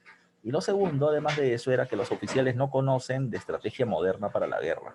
Por eso se terminó creando el Centro de Altos Estudios Militares para enseñar estrategia a los militares en guerra. Pero el problema o la novedad es que en el CAEN terminaron apareciendo profesores sanmarquinos, ¿ya? De sociales, de una tendencia muy izquierdista, que les terminaron enseñando a los militares otra cosa, un nuevo concepto de seguridad nacional. Hasta ese momento la seguridad nacional era ¿qué cosa? Cada vez que protestas hay que meterle golpe a las protestas. Así se acaban los problemas del país. Campesino protesta por tierra, métele bala, ¿ya? Obrero protesta por salario, métele bala. Así se solucionan los problemas. Pero ahora, los profesores sanmarquinos le van a decir, a ver, tú le metes bala al campesino, tú le metes bala al obrero, pregunta, ¿y así se anulan las protestas? Tú anulas momentáneamente la protesta por miedo, pero las protestas van a terminar reapareciendo porque hay un problema de fondo que no se ha solucionado. Entonces, lo que ustedes tienen que hacer es conocer los problemas de fondo. ¿Cuál es el problema del campesino? Que no tiene tierra. ¿Cuál es el problema del obrero? Que no tiene un buen salario, que no le alcanza para vivir. Entonces, lo que ustedes deberían buscar o promover es una reforma agraria, una reforma industrial, una reforma salarial. De los militares comenzaron a pensar en que no debo servir solamente a los grupos de poder, sino que debo buscar reformar la situación. Y es ahí donde estas ideas reformistas aparecen dentro del CAEN entre los militares. Y aparecen gobiernos de tendencia reformista como el de Pérez Godoy y el de Velasco más adelante, ¿ya? Producto del CAEN, que terminó naciendo por el tema de estrategia y terminó haciendo otras cosas. Y por otro lado se termina dando el derecho a la mujer al voto presidencial. En la Constitución del año 33 se estableció que la mujer tenía derecho al voto municipal, pero se dio el derecho, pero el voto municipal o el cargo de alcalde lo terminaba estableciendo el Ministerio del Interior, ¿ya? A dedo, no por votos. Pues tenías un derecho, pero no podías votar. Ahora, el gobierno Odría, no porque él fuera democrático, sino por la presión de las movilizaciones femeninas con respecto al derecho al voto ciudadano, terminó dando el derecho al voto a las mujeres, ¿ya? ¿Qué cosa quería Odría? Quería votos para él y para su esposa, que iba a ser lanzada luego a alcaldesa de Lima, para procesos electorales futuros. Así es la política. Cuando yo termino dando algo es porque algún beneficio quiero. Ahora, esto es lo que pasó con Odría. ¿Qué pasó al final? Odría para el año 56 tenía un gran respaldo popular y se pudo haber quedado como presidente si quería, pudo haber establecido un cambio en la constitución por presión en el Congreso, pero no lo hizo. ¿Por qué? ¿Sabe por qué? Porque él se había gastado toda la plata de la guerra, de la guerra de Corea. Así que, por lo tanto, él pensó, el próximo presidente no tendrá tanta plata como yo, no hará tantas obras como yo, y la gente querrá mi retorno. Pero no le salió al final como lo hubiese querido, ¿ya? ¿Qué es realmente la política? La política la puedes definir de varias maneras, que no hay un concepto de la política. La política en concreto es, repito, grupos de poder peleando libremente en democracia, compitiendo por el control del gobierno y tiene que haber tolerancia. Eso es en teoría. Pero tú vas a terminar encontrando mucho discurso intolerante y mucha propuesta intolerante, muchas acciones armadas, violencia revolucionaria, terrorismo. También existe eso. Entonces, definir qué es la democracia, yo creo que ni Aristóteles lo ha hecho, ¿ya? En conceptos generales sí, pero en la realidad debería ser tolerancia política, competencia democrática por el poder. Nada más, así en conceptos generales. Pero es muy, muy, muy complejo definir eso, Piero, como me lo estás preguntando, ¿ya? Ahora, vámonos a las preguntas de la semana. Por tiempo te voy a dar solamente las pares, ¿ya? Te voy a dar las pares. A ver, dice acá. 2. La institución más importante que se fundó durante la Junta Militar de Gobierno del 30 al 31 fue. Y la Junta Militar tiene como institución más importante la Jurado Nacional de Elecciones, que tiene el proceso electoral hasta la actualidad, la sede de casa. 4. Las obras ligadas al respaldo del movimiento obrero durante el gobierno de Benavides tuvieron como objetivo. ¿Ya? Las obras ligadas al respaldo del movimiento obrero durante el gobierno de Óscar Herrera Benavides tuvieron como objetivo. Él establece el seguro social obrero obligatorio. ¿Para qué? Para que los obreros se pongan de su lado y se alejen del comunismo. Entonces, dice acá, ¿cuál sería la respuesta? Evitar un movimiento obrero independiente para ser manipulado por el Estado. Eso es lo que quiere Benavides, ¿ya? Poner a los obreros de su lado. Pregunta número 6. Sector socioeconómico que asciende al gobierno durante la primera presidencia de Prado Ugarteche. Sector socioeconómico, no a quién es el presidente ni a qué partido pertenece. El sector al cual Prado representa termina siendo a la burguesía industrial nacional. o la burguesía industrial intermedia compradora de maquinarias de los Estados Unidos. Así que la clave es la C de casa, no la A. La oligarquía agroindustrial no. Recuerden, Prado representa al periodo de la primavera democrática. La República Aristocrática, el tercer militarismo y Odría representan a la oligarquía agroindustrial hacendaria y exportadora. Pero la primavera democrática está ligada al sector industrial del país. Así que la clave es la C de casa. Pregunta número 8. ¿El conflicto con Ecuador desarrollado en el 41 tenía como objetivo por parte del país agresor? ¿Ya? ¿Qué cosa es lo que querían ellos? Tomar el control de territorios que reclamaban como suyos. ¿Ya? Y la mejor clave acá termina siendo la A, tener salida al río Amazonas tomando el control del río Zarumilla, que terminaba siendo uno de sus objetivos mayores. Pregunta 10. Bustamante llegó al poder en el año 45, liderando el Frente Democrático Nacional y gobernó hasta el 48. A pesar de ser un gobierno democrático, durante estos años se vivió una fuerte inestabilidad política ocasionada principalmente por la oposición del Congreso, principalmente de la APRA, pero también del grupo de los hacendados o terratenientes. Entonces la respuesta termina siendo la crisis económica post Segunda Guerra Mundial y la oposición del partido aprista, ya, desde el Congreso. La clave es la A de avión, entonces. Pregunta número 12, dice... Disculpen, acá se están peleando los gatos. Pregunta 12, en relación al gobierno de Odría, establezca el enunciado incorrecto, ¿ya? Odría establezca el enunciado incorrecto, ¿ya? ¿El Perú tiene altos ingresos por las exportaciones en el contexto de la guerra de Corea? Sí. ¿Llega al gobierno por elecciones presidenciales en el 48? Ya, no llega por elecciones presidenciales en el 48, por golpe de Estado. En el 50 por procesos electorales manipulados. Se realizan muchas obras públicas, sí, se crea la UNI como universidad. Ya existía como colegio de ingenieros, pero ahora se le da la categoría de universidad. Eso también es correcto. Así que la que es incorrecta es la B de beso. Última, 14, dice, la migración de población de provincias hacia la capital se masifica desde la década de 1950. Esto tenía como objetivo. ¿Cuál es el objetivo de la migración? ¿Ya? Dice, acceder al sistema educativo para sus hijos. Sí, la idea del migrante clásica termina siendo esta. Discurso que yo aseguro que se lo han dicho a muchos de ustedes. A ver si me dicen sí o no. ¿Ya? A muchos de ustedes, sus padres en algún momento de su vida les habrán dicho esto. ¿Ya? Hijo, yo no tengo mucho por ofrecerte, pero lo mejor que te puedo terminar dando es tu educación. Así que pídeme lo que sea para poder educarte, porque eso es lo mejor que te voy a poder dar. ¿Ya? A ver, dígame, ¿a cuántos de ustedes les han metido ese floro? ¿Ya? ¿A cuántos de ustedes sus padres les han querido convencer con eso? Ahí está, a Evelyn, a Nayeli, ¿ya? A Marcelo, ¿ya?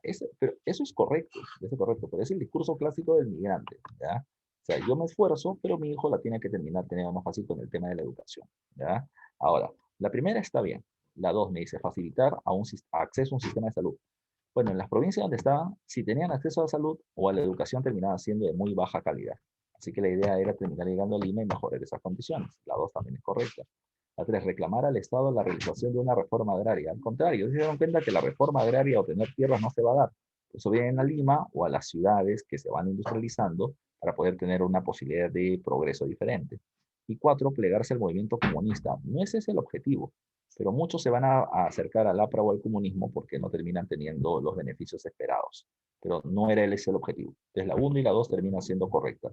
Y me voy con la 15, ¿ya? Dice, identifique los dos asuntos que corresponden al gobierno de Odría.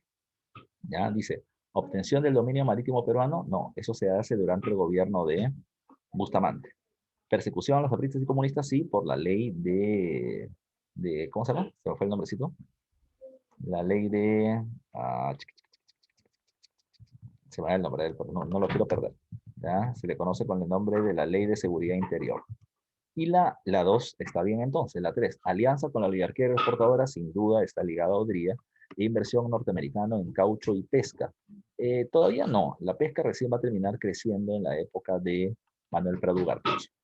Así que las claves terminan siendo la 2 y la 3. Eso está en la clave B. Bueno, muchachos, los dejo. Me pasó unos minutitos. Bueno, varios. ¿Ya? Así que los dejo hasta ahí. Nos vemos la siguiente semana que tenemos que ir viendo ya la parte final del curso. ¿Ya? Catherine, te dejo acá a los muchachos si algo les quieres mencionar. Gracias, profesor.